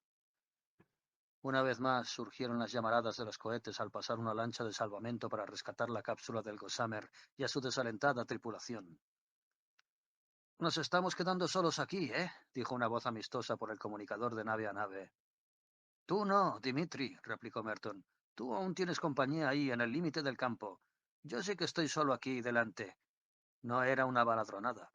El Diana le sacaba en ese momento 300 millas al siguiente competidor, y su ventaja aumentaría aún más deprisa en las horas siguientes. A bordo del Lebedev, Dmitri Markov rió con buen humor. No parecía, pensó Merton, un hombre que se ha resignado a la derrota. «Recuerda la leyenda de la tortuga y la liebre», contestó el ruso. «Puede pasar un montón de cosas durante el próximo cuarto de millón de millas». Sucedió algo mucho antes tras completar la primera órbita de la Tierra y cruzar de nuevo la línea de salida. Aunque lo hicieron varias millas más arriba, gracias a la energía extra que les había proporcionado los rayos del sol, Merton había estudiado cuidadosamente los otros yates y había introducido las cifras en la computadora. La respuesta que le dio para Woomera era tan absurda que la volvió a comprobar inmediatamente. No cabía duda. Los australianos estaban alcanzando una media totalmente fantástica. Ningún yate solar era capaz de conseguir semejante aceleración, a menos que... Una rápida ojeada por el periscopio le dio la respuesta. El aparejo de Woomera, que se reducía al verdadero mínimo de masa, se había desprendido. Era solo la vela, que aún conservaba su forma, lo que seguía corriendo tras él como un pañuelo hinchado por el viento. 2 horas más tarde pasó flotando a menos de 20 millas, pero mucho antes de eso los australianos habían ido a reunirse con la cada vez más numerosa concurrencia de a bordo de la lancha del Comodoro. Así que ahora se trataba de una lucha entre el Diana y el Lebedev, pues aunque los marcianos no se habían retirado, estaban a 1000 millas a popa y no constituían una seria amenaza. Por lo demás, era difícil ver qué podía hacer el Lebedev para alcanzar al Diana, pero durante todo el recorrido de la segunda vuelta, a través de la zona de eclipse y de la larga y lenta ascensión contra el Sol, Merton sintió una creciente inquietud. Conocía a los pilotos y diseñadores rusos. Llevaban 20 años intentando ganar la regata y, en definitiva, era justo que la ganaran, porque ¿acaso no había sido Piotr Nikolaevich Lebedev el primer hombre que descubrió la presión de la luz solar a principios del siglo XX? No obstante, jamás lo habían conseguido. pero nunca dejarían de intentarlo. Dimitri debía estar tramando algo, y sería espectacular. A bordo de la lancha oficial que seguía a 1000 millas a los yates de la regata, el comodoro Van Straten miraba el radiograma con furiosa consternación. El parte había recorrido más de 100 millones de millas desde la cadena de observatorios solares que giraban en torno a la inflamada superficie del Sol, y era portador de las peores noticias que cabía esperar. El comodoro, su título era puramente honorífico, por supuesto, en la Tierra era profesor de astrofísica de Harvard, casi lo había estado esperando. Nunca se habían hecho los preparativos de la regata con la estación tan avanzada. Había habido muchos retrasos. Se habían aventurado y ahora por lo visto podían perder todos. Bajo la superficie del Sol se estaban acumulando fuerzas enormes. En cualquier momento la energía de 1 millón de bombas de hidrógeno podían estallar en una pavorosa explosión conocida con el nombre de protuberancia solar. Ascendiendo a millones de millas por una hora, una invisible bola de fuego muy superior al tamaño de la Tierra saltaría del Sol y cruzaría los espacios. Las nubes de gas electrificado probablemente pasarían lejos de la Tierra. De no ser así, tardaría en llegar a ella un día tan solo.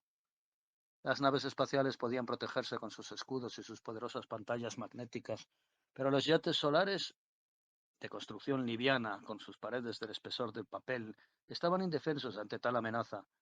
Tendrían que ser recogidas las tripulaciones y habría que abandonar la regata. John Merton no sabía nada de esto mientras orbitaban su diana alrededor de la Tierra por segunda vez. Si todo marchaba bien, esta sería la última vuelta para él y para los rusos. Habían girado en espiral, remontando miles de millas, sacando energía de los rayos del Sol. En esta vuelta debían escapar completamente de la Tierra y emprender la larga carrera hacia la Luna. Sería una regata en línea recta ahora. La tripulación del Sunbeam había abandonado definitivamente agotada después de luchar como valientes con su vela giratoria durante más de 100.000 millas. Merton no se sentía cansado. Había comido y había dormido muy bien, y el Diana se estaba portando admirablemente. El piloto automático, tensando el aparejo como una araña laboriosa, mantenía la inmensa vela orientada al sol con más precisión que cualquier patrón humano. Aunque a estas alturas las 2000 millas, 2 millas cuadradas de lámina de plástico debían estar acribilladas por cientos de micrometeoritos, las picaduras del tamaño de una cabeza de alfiler no habían provocado ninguna disminución del impulso. Tenía solo dos preocupaciones. La primera era el Obenque número 8, que ya no ajustaba correctamente. De manera imprevista se había atascado el molinete. Aún después de todos estos años de ingeniería astronáutica, los contratiempos le cogían a uno por sorpresa. No podía ni lascar ni cobrar el Obenque, y tendría que navegar lo mejor que pudiera con los otros. Por suerte las maniobras más difíciles habían terminado ya. En adelante el Diana tendría el sol de popa y navegaría en línea recta, impelido por el viento solar.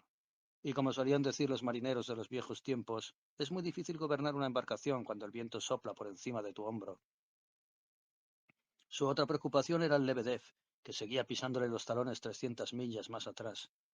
El yate ruso había demostrado su extraordinaria maniobrabilidad gracias a los 4 grandes paneles de sus brazos, capaces de inclinarse alrededor de la vela central.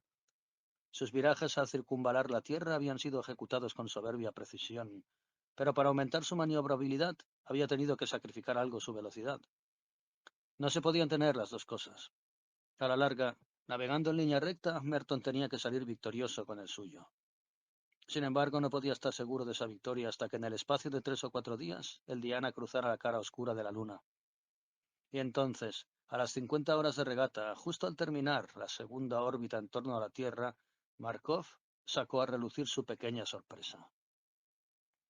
«Hola, John», dijo despreocupadamente a través del circuito de nave a nave. «Quisiera que vieses esto. Puede que te interese». Merton se trasladó al periscopio y le dio toda la potencia de amplificación. En el campo visual, como una visión inverosímil que se recortaba contra el fondo estrellado, estaba la resplandeciente cruz de Malta del Lebedev, muy pequeña, pero muy nítida. Y mientras miraba, los 4 brazos de la cruz se desprendieron lentamente del cuadrado central y se soltaron, perdiéndose con todos sus mástiles y su cordaje en el espacio. Markov había arrojado por la borda toda la masa innecesaria, ahora que entraba en velocidad de escape, y ya no necesitaba girar penosamente en torno a la Tierra, ganando impulso en cada vuelta. En adelante, el Lebedev sería casi ingobernable, pero no importaba. Tenía detrás todos los trucos de la navegación. Era como si un patrón de yate de los viejos tiempos hubiera arrojado deliberadamente su pesado timón, sabiendo que haría el resto de la regata con viento de popa y una mar en calma. Mis felicitaciones, Dimitri, dijo Merton. Es un bonito truco, pero no va a servir. Ahora no puedes cogerme ya. Aún no he terminado, contestó el ruso. Existe un viejo cuento en mi tierra sobre un trineo que era perseguido por los lobos. Para salvar la vida, el conductor tuvo que arrojar a los pasajeros uno por uno. Supongo que ves la analogía. Merton la veía, y demasiado bien.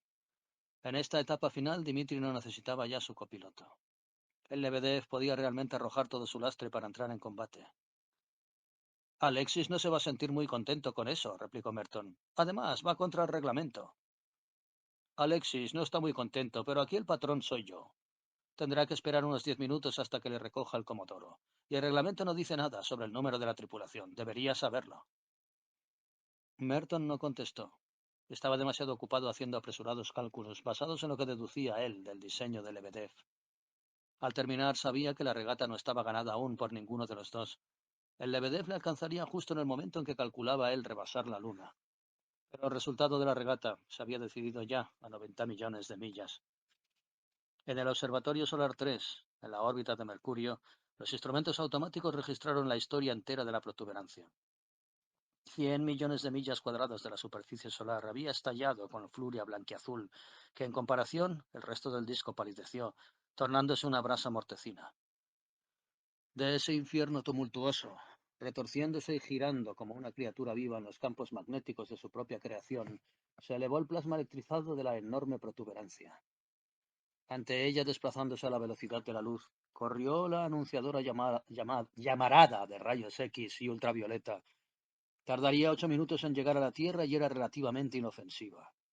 No lo eran, en cambio, los átomos cargados que corrían detrás a la moderada velocidad de 4 millones de millas por hora, y que en espacio de un día sumergirían al Diana, al Lebedev y a la flotilla que les acompañaba en una nube de radiación mortal. Aracne fue el primero en contestar. Su respuesta fue exactamente la que Merton esperaba. Número 6, llamando a control. No necesitamos ayuda, gracias. Nos las arreglaremos solos. Lo dudo, pensó Merton, pero al menos sería interesante presenciarlo. El primer drama de la regata se aproximaba, exactamente por encima de la línea de medianoche de la cara nocturna de la Tierra. Durante la hora siguiente, Merton estuvo demasiado atareado con su propia vela para ocuparse del Aracne y del Santa María. Era difícil mantener estrecha vigilancia de esos 50 millones de pies cuadrados de plástico confuso que flotaban en la oscuridad, iluminados tan solo por el débil reflector y los rayos de la lejana luna. Desde ahora, y durante casi la mitad de su órbita en torno a la Tierra, debía mantener toda esta inmensa área de perfil respecto del Sol. En las 12 o 14 próximas horas, la vela sería un estorbo inútil, dado que se desplazaría en dirección al Sol, de suerte que sus rayos le impulsarían de nuevo hacia atrás, haciéndole retroceder por la trayectoria que había recorrido. Era una lástima no poder recoger la vela completamente hasta que llegara el momento de utilizarla de nuevo, pero nadie había descubierto hasta ahora un procedimiento práctico que permitiera ejecutar esta maniobra. Allá abajo, en el borde de la Tierra, surgió el primer atisbo del amanecer. En 10 minutos surgiría el sol de atisbo, el sol de la sombra que lo eclipsaba.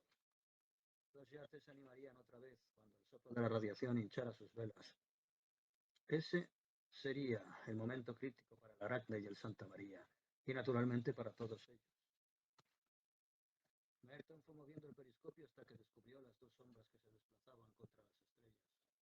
Estaban muy cerca la una de la otra, quizás distaban menos de 3 millas. Puede, pensó Merton, que fueran capaces de conseguirlo.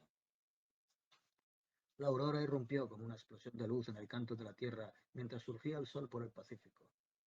La vela y las jarcias adquirieron un breve tono carmesí, luego dorado, y después se encendieron con la blanca luz del día. Las agujas en los dinamómetros comenzaron a despegarse de sus ceros, pero solo un poco. El Diana flotaba aún casi completamente ingrávido, dado que con la vela encarada hacia el sol su aceleración se reducía a unas pocas millonésimas de gravedad.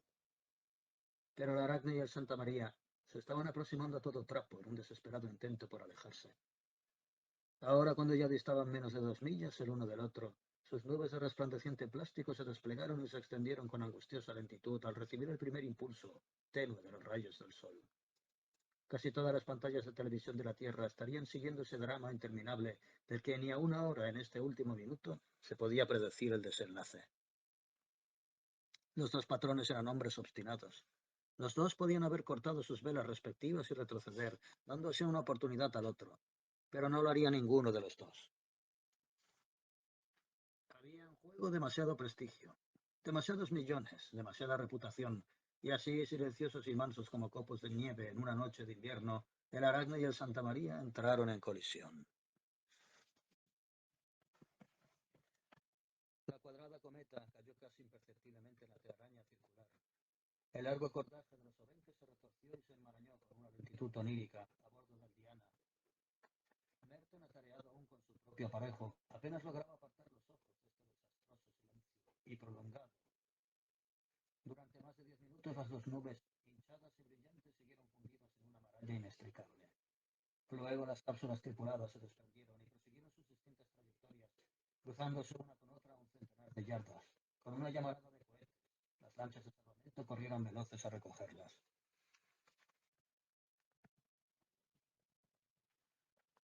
A los pocos minutos, de 5 quedaron reducidos a 4. Desde el principio Merton había tenido sus dudas sobre las lentas evoluciones del Sunbeam. Ahora vio que estaban justificadas. La nave marciana no había podido virar correctamente. Su giro le había dado demasiada estabilidad. El anillo inmenso de su vela se estaba orientando de cara al sol en vez de colocarse de perfil a él. Estaba siendo impelido hacia atrás por sus mismas trayectorias casi al máximo de su aceleración. Eso era lo más exasperante que le podía suceder a un patrón. Era incluso peor que una colisión, ya que la culpa la tenía únicamente él. Pero nadie sentiría mucha simpatía por estos colonos frustrados al verles perderse lentamente hacia popa. Se habían dado demasiado aire de superioridad antes de la regata, y lo que ahora les estaba pasando era de una justicia poética.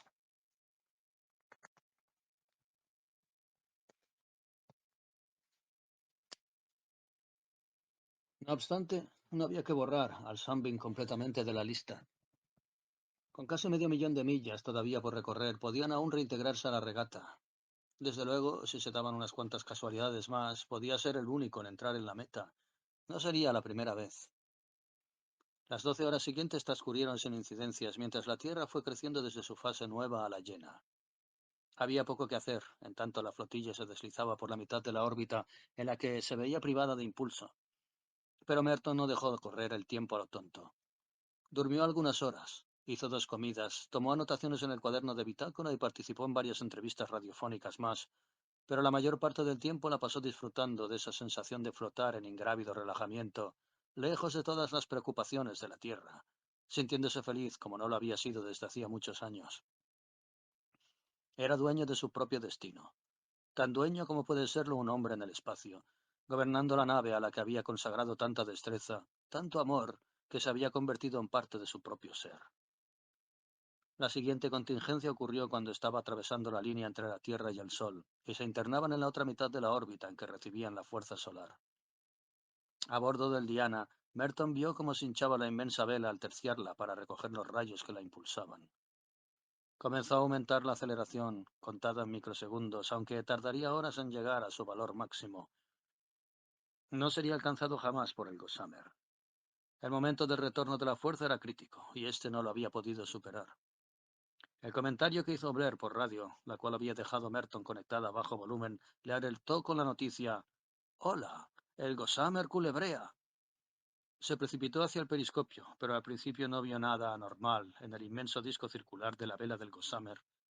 Era difícil examinarlo bien porque estaba casi totalmente de perfil con respecto a él y ofrecía el aspecto de una delgada elipse, pero poco después vio que cimbreaba de un lado a otro en lentas y irresistibles oscilaciones. A menos que la tripulación amortiguara este bailoteo, tirando rítmica y suavemente de los obenques, la vela acabaría hecha jirones.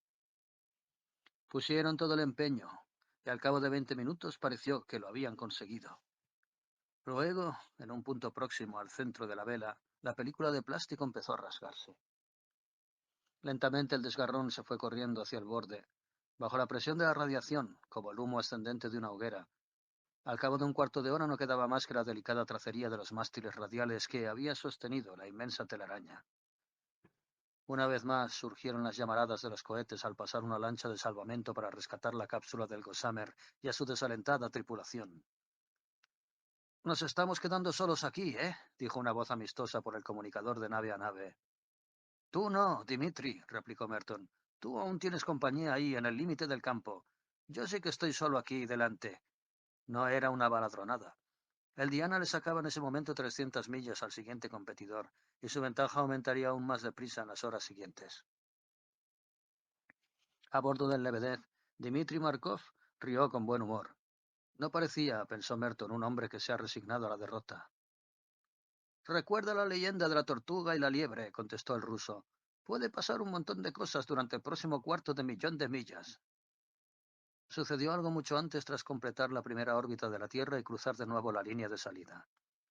Aunque lo hicieron varias millas más arriba, gracias a la energía extra que les había proporcionado los rayos del sol, Merton había estudiado cuidadosamente los otros yates y había introducido las cifras en la computadora.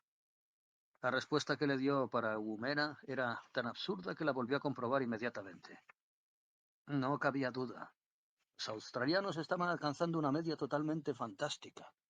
Ningún yate solar era capaz de conseguir semejante aceleración, a menos que... Una rápida ojeada por el periscopio le dio la respuesta. El aparejo de Woomera, que se reducía al verdadero mínimo de masa, se había desprendido. Era solo la vela, que aún conservaba su forma, lo que seguía corriendo tras él como un pañuelo hinchado por el viento. 2 horas más tarde pasó flotando a menos de 20 millas, pero mucho antes de eso los australianos habían ido a reunirse con la cada vez más numerosa concurrencia de a bordo de la lancha del Comodoro. Así que ahora se trataba de una lucha entre el Diana y el Lebedev, pues aunque los marcianos no se habían retirado, estaban a 1000 millas a popa y no constituían una seria amenaza. Por lo demás, era difícil ver qué podía hacer el Lebedev para alcanzar al Diana, pero durante todo el recorrido de la segunda vuelta, a través de la zona de eclipse y de la larga y lenta ascensión contra el Sol, Merton sintió una creciente inquietud. Conocía a los pilotos y diseñadores rusos. Llevaban 20 años intentando ganar la regata y, en definitiva, era justo que la ganaran, porque ¿acaso no había sido Piotr Nikolaevich Lebedev el primer hombre que descubrió la presión de la luz solar a principios del siglo XX? No obstante, jamás lo habían conseguido. Pero nunca dejarían de intentarlo. Dmitri debía estar tramando algo, y sería espectacular. A bordo de la lancha oficial que seguía a 1000 millas a los yates de la regata, el comodoro Van Straten miraba el radiograma con furiosa consternación. El parte había recorrido más de 100 millones de millas desde la cadena de observatorios solares que giraban en torno a la inflamada superficie del Sol, y era portador de las peores noticias que cabía esperar. El comodoro, su título era puramente honorífico, por supuesto, en la Tierra era profesor de astrofísica de Harvard, casi lo había estado esperando.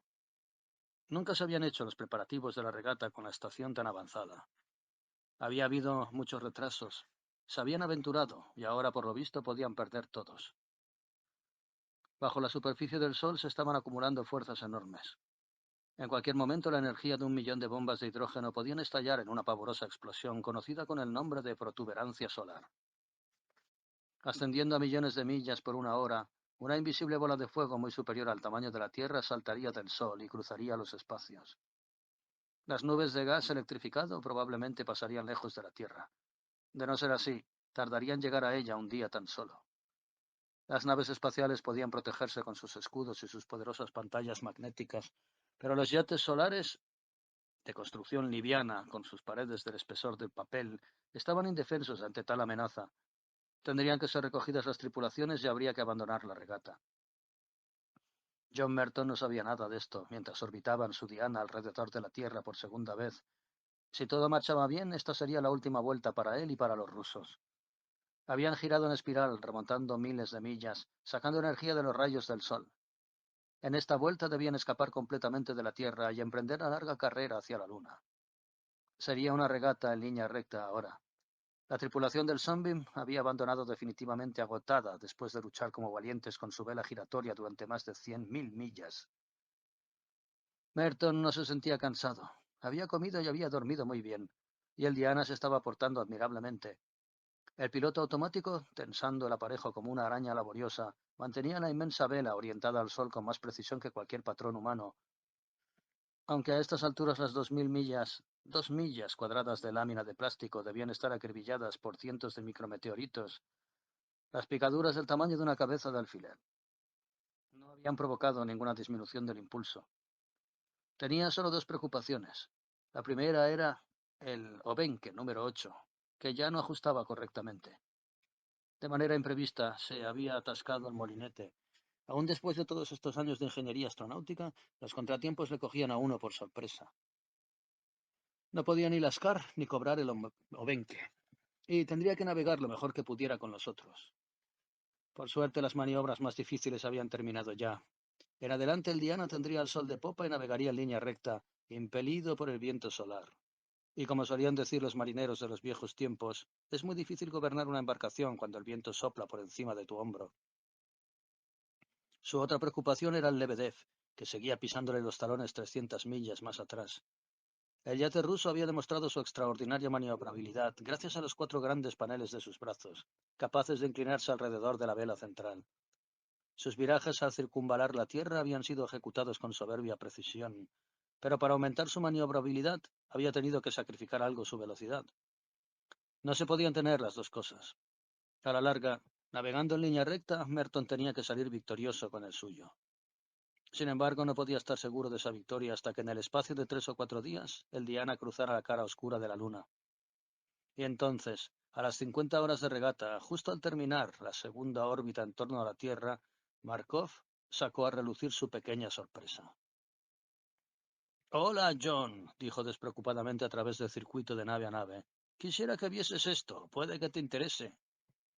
Merton se trasladó al periscopio y le dio toda la potencia de amplificación. En el campo visual, como una visión inverosímil que se recortaba contra el fondo estrellado, estaba la resplandeciente cruz de Malta del Lebedev, muy pequeña, pero muy nítida. Y mientras miraba, los 4 brazos de la cruz se desprendieron lentamente del cuadrado central y se soltaron, perdiéndose con todos sus mástiles y su cordaje en el espacio. Markov había arrojado por la borda toda la masa innecesaria, ahora que entraba en velocidad de escape, y ya no necesitaba girar penosamente en torno a la Tierra, ganando impulso en cada vuelta. En adelante, el Lebedev sería casi ingobernable, pero no importaba. Tenía detrás todos los trucos de la navegación. Era como si un patrón de yate de los viejos tiempos hubiera arrojado deliberadamente su pesado timón, sabiendo que haría el resto de la regata con viento de popa y una mar en calma. Mis felicitaciones, Dimitri, dijo Merton. Es un bonito truco, pero no va a servir. Ahora no puedes cogerme ya. Aún no he terminado, contestó el ruso. Existe un viejo cuento en mi tierra sobre un trineo que era perseguido por los lobos. Para salvar la vida, el conductor tuvo que arrojar a los pasajeros uno por uno. Supongo que ves la analogía. Merton la veía, y demasiado bien. En esta etapa final, Dimitri no necesitaba ya su copiloto. El Lebedev podía realmente arrojar todo su lastre para entrar en combate. Alexis no se va a sentir muy contento con eso, replicó Merton. Además, va contra el reglamento. Alexis no está muy contento, pero aquí el patrón soy yo. Tendrá que esperar unos 10 minutos hasta que le recoja el Comodoro. Y el reglamento no dice nada sobre el número de la tripulación. Debería saberlo. Merton no contestó. Estaba demasiado ocupado haciendo apresurados cálculos basados en lo que deducía él del diseño del Lebedev. Al terminar sabía que la regata no estaba ganada aún por ninguno de los dos. El Lebedev le alcanzaría justo en el momento en que calculaba él rebasar la luna. Pero el resultado de la regata se había decidido ya a 90 millones de millas. En el Observatorio Solar 3, en la órbita de Mercurio, los instrumentos automáticos registraron la historia entera de la protuberancia. 100 millones de millas cuadradas de la superficie solar había estallado con furia blanquiazul, que en comparación el resto del disco palideció, tornándose una brasa mortecina. De ese infierno tumultuoso, retorciéndose y girando como una criatura viva en los campos magnéticos de su propia creación, se elevó el plasma electrizado de la enorme protuberancia. Ante ella, desplazándose a la velocidad de la luz, corrió la anunciadora llamarada de rayos X y ultravioleta. Tardaría 8 minutos en llegar a la Tierra y era relativamente inofensiva. No lo eran, en cambio, los átomos cargados que corrían detrás a la moderada velocidad de 4 millones de millas por hora, y que en espacio de un día sumergirían al Diana, al Lebedev y a la flotilla que les acompañaba en una nube de radiación mortal. El Comodoro demoró su decisión hasta el último minuto. Aun cuando se había registrado el paso del chorro de plasma por la órbita de Venus, había una posibilidad de que pasara lejos de la Tierra. Pero cuando faltaban menos de 4 horas y fue detectado por la red de radar montada en la Luna, comprendió que no había esperanza. Se había terminado la navegación solar hasta dentro de 5 o 6 años, cuando el Sol se apaciguara otra vez. Un gran suspiro de decepción cruzó el sistema solar. El Diana y el Lebedev estaban a medio camino entre la Tierra y la Luna, navegando codo a codo. Pero ahora nadie sabría ya qué embarcación era la mejor. Los entusiastas discutirían el posible resultado durante años. La historia constataría solo lo siguiente: regata suspendida debido a una tormenta solar. Cuando John Merton recibió la orden, sintió una amargura como jamás la había experimentado desde su niñez. A través de los años, de una manera clara y distinta, le llegó el recuerdo del día en que cumplió los 10 años. Le habían prometido una maqueta a escala exacta de la famosa nave espacial Morning Star, y durante meses había estado planeando cómo la montaría y dónde la colgaría en su habitación.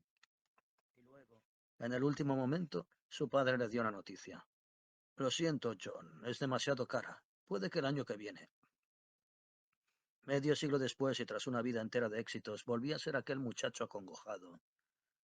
Por un momento pensó en desobedecer al Comodoro.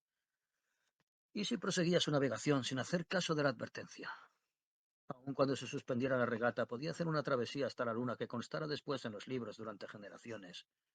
Pero eso habría sido algo más que una estupidez.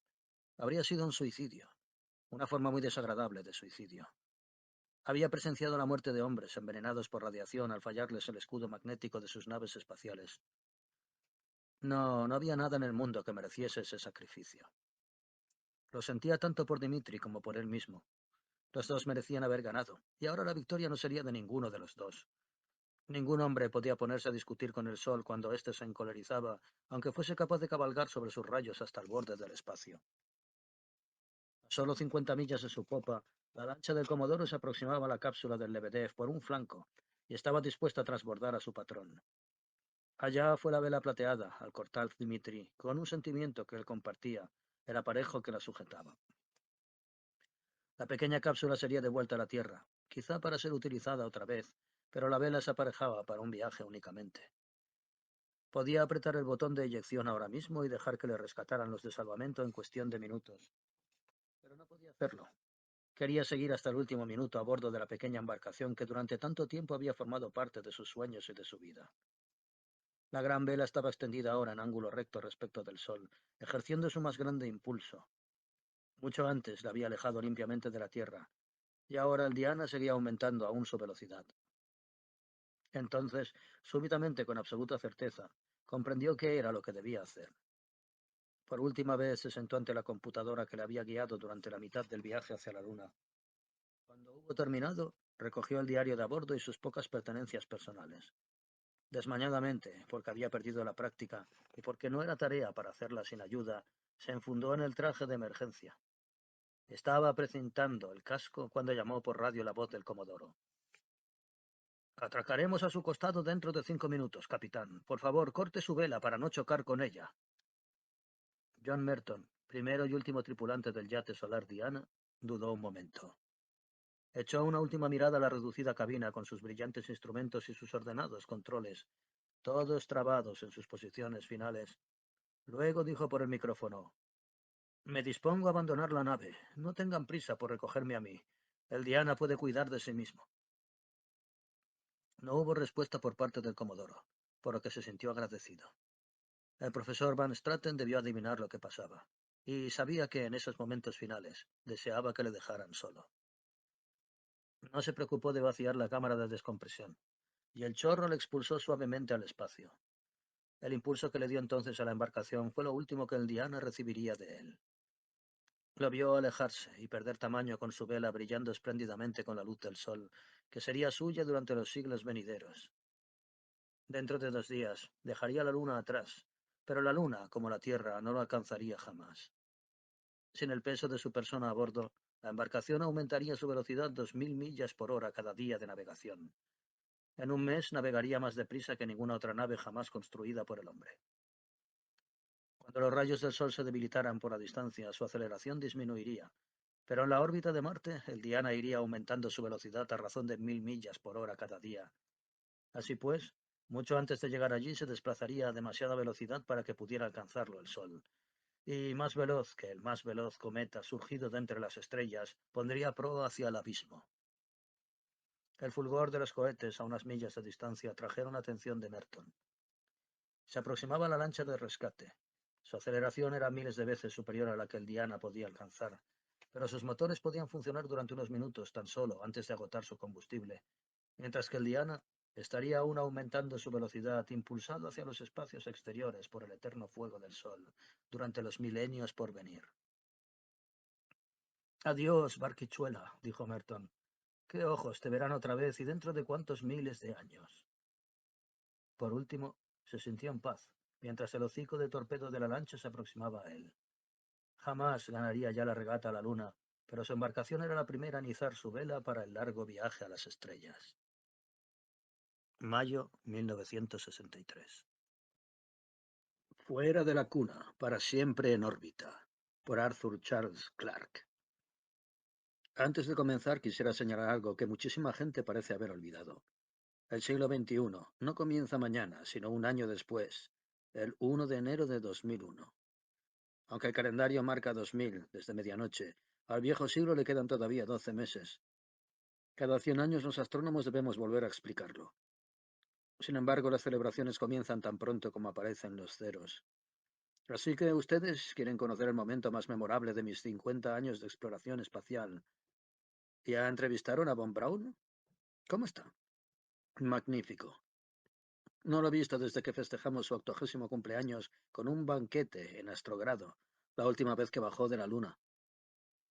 Sí, presencié algunos de los momentos más importantes en la historia de los vuelos espaciales, comenzando por el lanzamiento del primer satélite. Yo tenía entonces 25 años y era un joven matemático en Kapustin Yar. No era tan importante como para estar en el centro de control durante la cuenta atrás, pero escuché el despegue. Fue el segundo sonido más imponente que haya oído en toda mi vida. El primero, ya hablaré de eso luego. Cuando supimos que estaba en órbita, un veterano científico pidió su CIS, y fuimos a Stalingrado para festejar. Como ustedes saben, solo los grandes personajes tenían automóvil en el paraíso de los trabajadores. Recorrimos la distancia de 100 kilómetros casi en el mismo tiempo que le llevó al Sputnik dar una vuelta a la Tierra. Y eso era ir muy rápido. Alguien calculó que la cantidad de vodka consumida al día siguiente podría haber lanzado el satélite que estaba construyendo los norteamericanos, pero creo que exageró. La mayoría de los libros de historia dicen que la era espacial comenzó entonces, el 4 de octubre de 1957. No voy a discutir con ellos, pero creo que los momentos más emocionantes vinieron después. Como acontecimiento dramático, es imposible superar la carrera de la Marina estadounidense para pescar el Dmitry Kalinin del Atlántico Sur antes de que su cápsula se hundiera. Luego aquel comentario radial de Jerry Wingate, con adjetivos que ninguna cadena se hubiera atrevido a censurar, mientras daba vueltas alrededor de la Luna y se convertía en el primer hombre que vio el lado oculto. Y por supuesto, solo 5 años después, esa emisión televisiva desde la cabina de Hermann Oberth, cuando aterrizó en la bahía de los Arcoíris, donde todavía permanece, eterno monumento a los hombres enterrados a su lado. Aquellos fueron los grandes mojones en el camino al espacio, pero están equivocados si creen que voy a hablarles de ellos, pues lo que más me emocionó fue algo muy, muy diferente. Ni siquiera estoy seguro de poder compartir la experiencia, y si lo logro, ustedes no podrán hacer una historia a partir de la misma. Por lo menos, no una nueva, ya que estuvo en todos los periódicos de la época. Pero la mayoría de esos periódicos cerró el enfoque completamente. Para ellos era buen material con interés humano y nada más.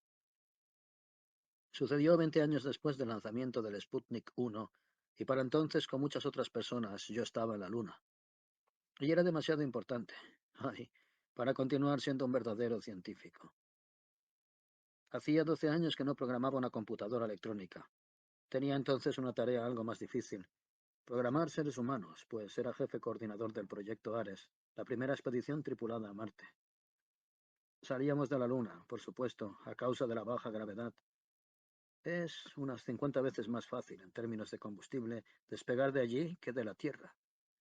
Habíamos pensado construir las naves en una órbita de satélite que habría reducido más aún la necesidad de combustible, pero cuando la estudiamos, la idea no era tan buena como habíamos pensado. No es fácil instalar fábricas y talleres de máquinas en el espacio. La ausencia de gravedad es una molestia en vez de una ventaja si uno quiere que las cosas no se muevan. Pero entonces, fin de los años 70, la primera base lunar estaba bien organizada. Tenía plantas de procesado químico y realizaba operaciones industriales de todo tipo a pequeña escala para producir las cosas que necesitaba la colonia. De modo que decidimos utilizar las instalaciones existentes en lugar de exigir nuevas en el espacio, con grandes dificultades y gastos.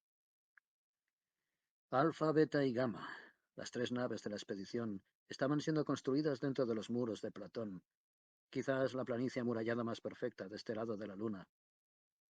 Platón es una planicie tan grande que si uno se detiene en el medio no adivinará nunca que está en el centro de un cráter. El anillo de montañas se esconde más allá del horizonte. Las cúpulas a presión de la base estaban a unos 10 kilómetros de la plataforma de lanzamiento, conectadas a la misma por medio de funiculares adorados por los turistas, pero que han arruinado el paisaje lunar. La época de los pioneros fue dura, pues carecíamos de los lujos actuales. La cúpula central, con sus parques y lagos, era todavía un sueño en las mesas de dibujo de los arquitectos, y de existir, hubiéramos estado demasiado ocupados para disfrutarla, pues el proyecto Ares, devoraba cada momento disponible. Iba a ser el primer gran salto del hombre al espacio. Y entonces veíamos a la Luna como un mero suburbio de la Tierra, un escalón en el camino a lugares que realmente importaban. Nuestras creencias estaban claramente expresadas en la famosa frase de Tsiolkovsky que yo había colgado en mi oficina para que todos la vieran al entrar. La Tierra es la cuna de la mente, pero no se puede vivir en la cuna para siempre. ¿Cómo? No, claro que no conocía a Tsiolkovsky.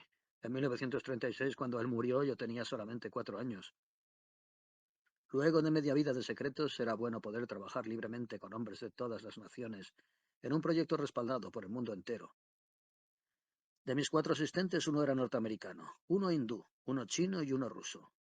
A menudo nos felicitábamos por escapar de seguridad y a los peores excesos del nacionalismo, y aunque existía una amable rivalidad entre los científicos de diferentes países, eso estimulaba nuestro trabajo. A veces yo me jactaba frente a visitantes que recordaban las épocas malas del pasado. No hay secretos en la Luna.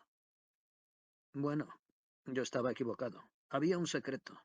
Lo tenía delante de la nariz en mi propia oficina. De no haber estado tan absorto en todos los detalles del proyecto Ares, quizás habría sospechado algo. Reflexionando después, por supuesto, vi todo tipo de pistas e indicios, pero en aquel momento no me di cuenta. Noté vagamente, es cierto, que Jim Hutchins, mi joven asistente norteamericano, estaba cada vez más abstraído, como si algo lo preocupara. Una o dos veces tuve que llamarle la atención por errores pequeños. Siempre pareció herido y prometió que no volvería a suceder. Era uno de esos típicos muchachos honestos que los Estados Unidos producen en tanta cantidad, generalmente muy de confianza, pero no excepcionalmente brillantes. Estaba en la Luna desde hacía 3 años, y fue de los primeros en traer a su mujer desde la Tierra cuando se levantó la prohibición sobre personal no esencial. Nunca comprendí cómo lo logró. Debe haber tenido algunas influencias, pero indudablemente era la última persona que se esperaría encontrar en el centro de una conspiración mundial. ¿Dije mundial? No, fue mayor, ya que se extendió hasta la Tierra. Docenas de personas estuvieron involucradas, incluyendo al alto mando de la autoridad astronáutica. Todavía parece un milagro que hayan podido mantener el secreto. El lento amanecer había comenzado hacía ya 2 días, tiempo de la Tierra, y aunque las agudas sombras se acortaban, faltaban todavía 120 horas para el mediodía. Estábamos listos para hacer las primeras pruebas estáticas de los motores de Alfa, pues la planta de energía había sido instalada, y el armazón de la nave estaba completo. Allí, en la planicie, parecía más una refinería de petróleo a medio construir que una nave espacial, pero nosotros la encontrábamos hermosa por su promesa de futuro. Era un momento de tensión. Nunca antes se había puesto en funcionamiento un motor termonuclear de tal tamaño, y a pesar de todas las precauciones de seguridad nunca se podía estar tranquilo. Si algo salía mal, podría demorar el proyecto Ares por años. La cuenta atrás había comenzado ya cuando Hutchins, algo pálido, vino corriendo. Debo presentarme a la base inmediatamente, dijo. Es muy importante. ¿Más importante que esto? Repliqué sarcásticamente, pues estaba sumamente disgustado. Dudó un momento, como queriendo contarme algo. Luego contestó, me parece que sí. Muy bien, dije, y se fue como un relámpago. Podría haberme interrogado, pero hay que tener confianza en los subordinados. Mientras volvía al tablero de control central, malhumorado, decidí que ya estaba cansado del temperamental joven norteamericano y que pediría su traslado. Era extraño. En la prueba se había mostrado tan inteligente como los demás, y ahora volvía precipitadamente a la base en el funicular. El cilindro romo del tren estaba ya a medio camino de la torre de suspensión más próxima, deslizándose por cables casi invisibles, moviéndose por encima de la superficie lunar como un extraño pájaro. 5 minutos más tarde, mi humor era todavía peor. Un grupo vital de instrumentos de grabación se descompuso repentinamente y habría que retrasar la prueba por lo menos 3 horas. Furioso, recorrí el fortín diciéndole a todo aquel que me quisiera oír, y por supuesto todos tenían que hacerlo, que en Kapustin Yar hacíamos las cosas mucho mejor. Me había calmado un poco y estábamos ya en la segunda vuelta de café, cuando los altavoces transmitieron la señal de atención general. Solo hay un llamado de mayor importancia. El lamento de las alarmas de emergencia que he oído 2 veces en la colonia lunar, y espero no oír nunca más. La voz que resonaba en todos los espacios cerrados de la luna y en los radios de todos los que trabajaban allá afuera en las silenciosas planicies era la del general Moshe Stein, presidente de la Autoridad Astronáutica. En aquella época todavía existían muchos títulos de cortesía, aunque ya no significaban nada. Hablo desde Ginebra, dijo, y tengo que hacer un importante anuncio. Durante los últimos 9 meses ha estado en marcha un gran experimento.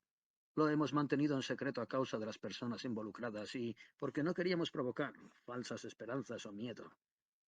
No hace mucho, como ustedes recordarán, algunos expertos se negaban a creer que el hombre pudiera sobrevivir en el espacio. También esta vez hubo pesimistas. Dudaban que pudiéramos llevar a cabo el paso siguiente en la conquista del universo. Hemos probado su error, y ahora quisiera presentarles a George Jonathan Hutchins, primer ciudadano del espacio. Se oyó un chasquido cuando la comunicación pasó a otro circuito. Luego hubo una pausa llena de murmullos y ruidos vagos, y entonces en toda la luna y la mitad de la tierra se oyó el sonido del que prometí hablarles, el sonido más imponente que haya escuchado en mi vida. Era el llanto de un bebé recién nacido, el primer niño en la historia de la humanidad dado a luz fuera de la tierra. Nos miramos en el fortín súbitamente silencioso, y luego miramos las naves que estábamos construyendo allá afuera, en la brillante planicie lunar.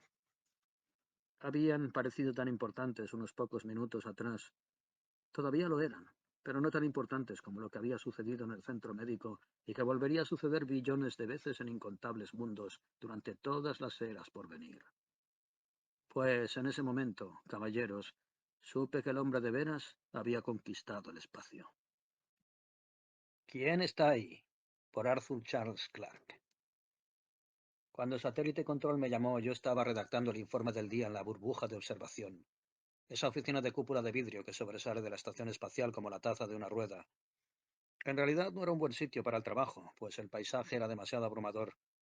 A solo unos pocos metros podía ver los equipos de construcción ejecutando su lento ballet mientras armaban la estación como si se tratara de un gigantesco rompecabezas. Y allá abajo, a 30.000 kilómetros de distancia, estaba la verde y azul gloria de la Tierra llena, flotando contra las deshilachadas nubes de estrellas de la Vía Láctea.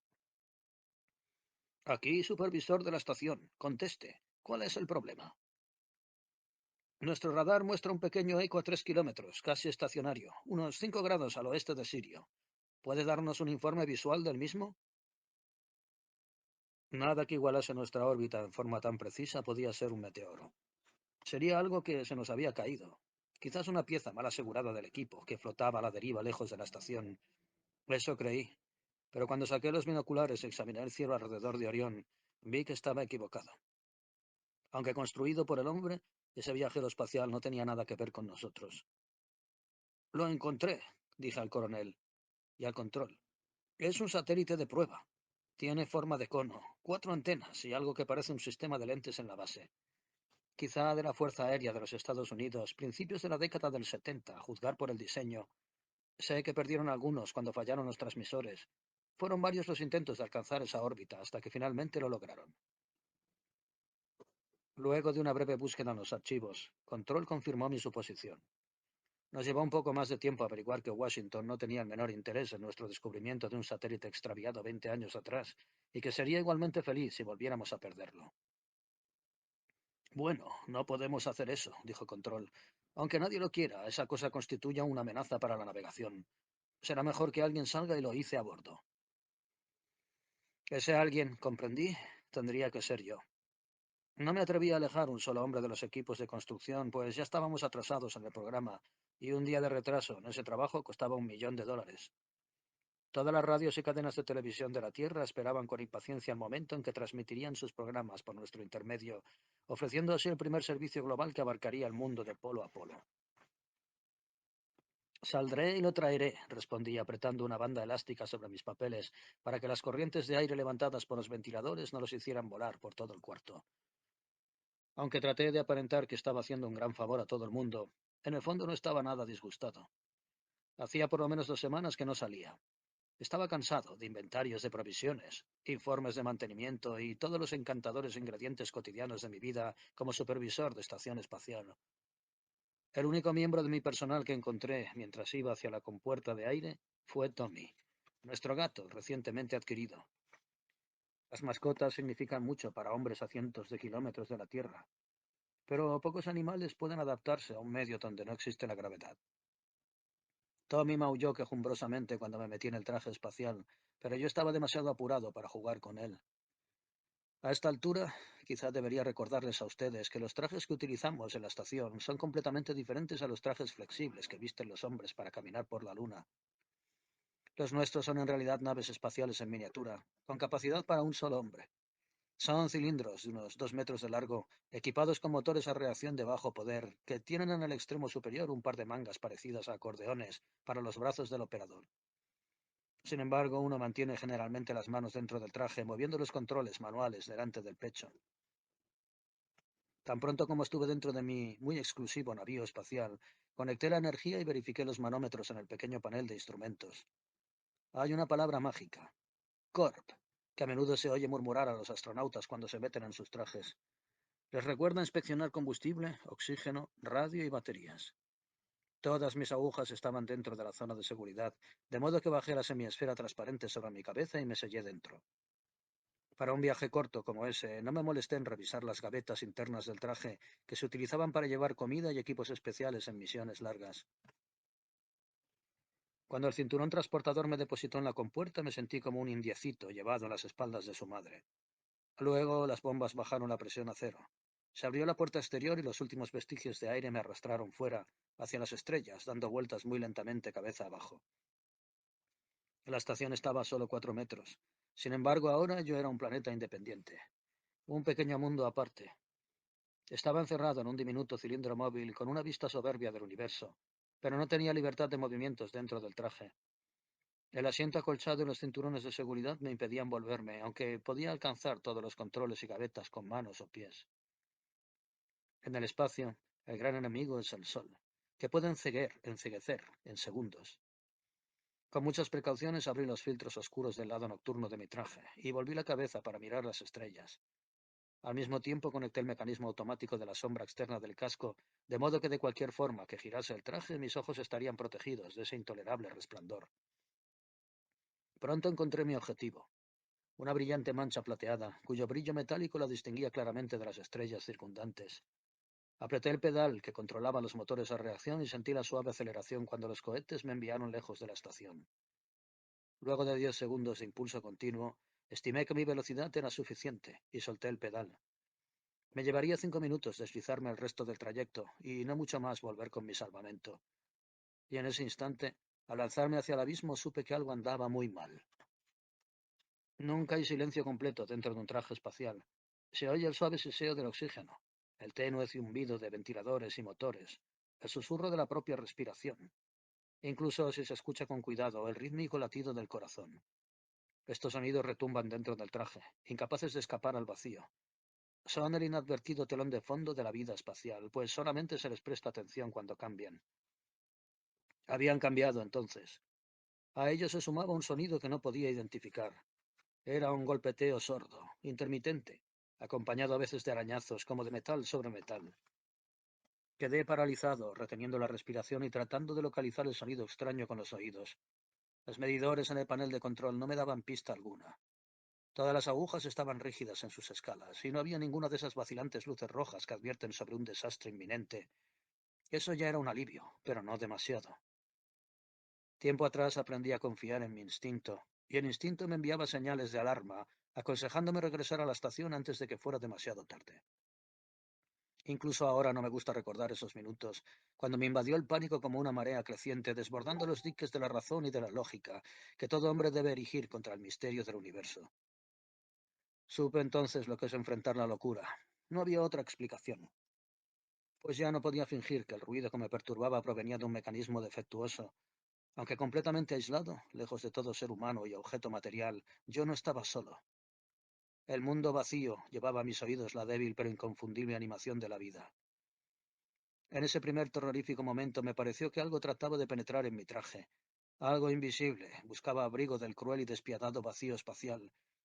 Giré enloquecido en el arnés, escudriñando toda la esfera de visión a mi alrededor, excepto el flamante cono prohibido hacia el sol. No había nada allí. Por supuesto. No podía ver nada. Sin embargo, los arañazos eran más claros que nunca. A pesar de las estupideces que se han escrito sobre nosotros, no es cierto que los astronautas seamos supersticiosos. Pero ¿pueden ustedes culparme si cuando llegué al fin de los recursos lógicos recordé súbitamente cómo murió Bernie Summers, no más lejos de la estación de lo que yo estaba en este momento? Fue uno de esos accidentes imposibles. Siempre lo son. Tres cosas fallaron al mismo tiempo. El regulador de oxígeno de Bernie enloqueció y elevó la presión. La válvula de seguridad no sonó.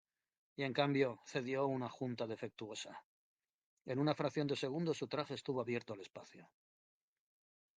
Nunca conocí a Bernie, pero de pronto su destino fue muy importante para mí. Tuve una idea horrible. No se habla de estas cosas, pero un traje espacial averiado es demasiado valioso para ser tirado, aunque haya matado a su dueño. Lo reparan, le cambian el número y se lo dan a otra persona. ¿Qué sucede con el alma de un hombre que muere entre las estrellas lejos de su mundo natal? ¿Todavía estás aquí, Bernie? ¿Aferrado al último objeto que te unió a tu perdido y distante hogar? Mientras luchaba con las pesadillas que me envolvían, pues ahora parecía que los arañazos y golpecitos venían de todas direcciones, quedaba una última esperanza a la cual me así. Por mi cordura tenía que probar que este no era el traje de Bernie, que las estrechas paredes de metal que me aprisionaban no habían sido nunca el féretro de otro hombre. Me costó apretar el botón correcto y conectar en mi transmisor la onda de emergencia. «Estación», grité jadeando. «Estoy en dificultades. Investiguen en los archivos la historia de mi traje y...» No terminé. Dicen que mi grito destrozó el micrófono. Pero qué hombre, solo en el absoluto aislamiento de un traje espacial, no hubiera gritado si algo lo palmea suavemente en la nuca. Debo haberme lanzado hacia adelante, a pesar de las correas de seguridad, y golpeado contra el borde superior del panel de controles. Cuando me alcanzó la patrulla de rescate pocos minutos después, todavía estaba sin sentido, con una inflamada magulladura en la frente. Y así fue la última persona en todo el sistema de retransmisiones por satélite en saber lo que había ocurrido. Una hora más tarde, cuando recobré el conocimiento, todo nuestro personal médico estaba reunido alrededor de mi cama, pero pasó un buen rato antes de que los doctores se molestaran en mirarme. Estaban demasiado ocupados jugando con los tres gatitos que nuestra mal llamada Tommy había estado criando en la reclusión del depósito número 5 de mi traje espacial.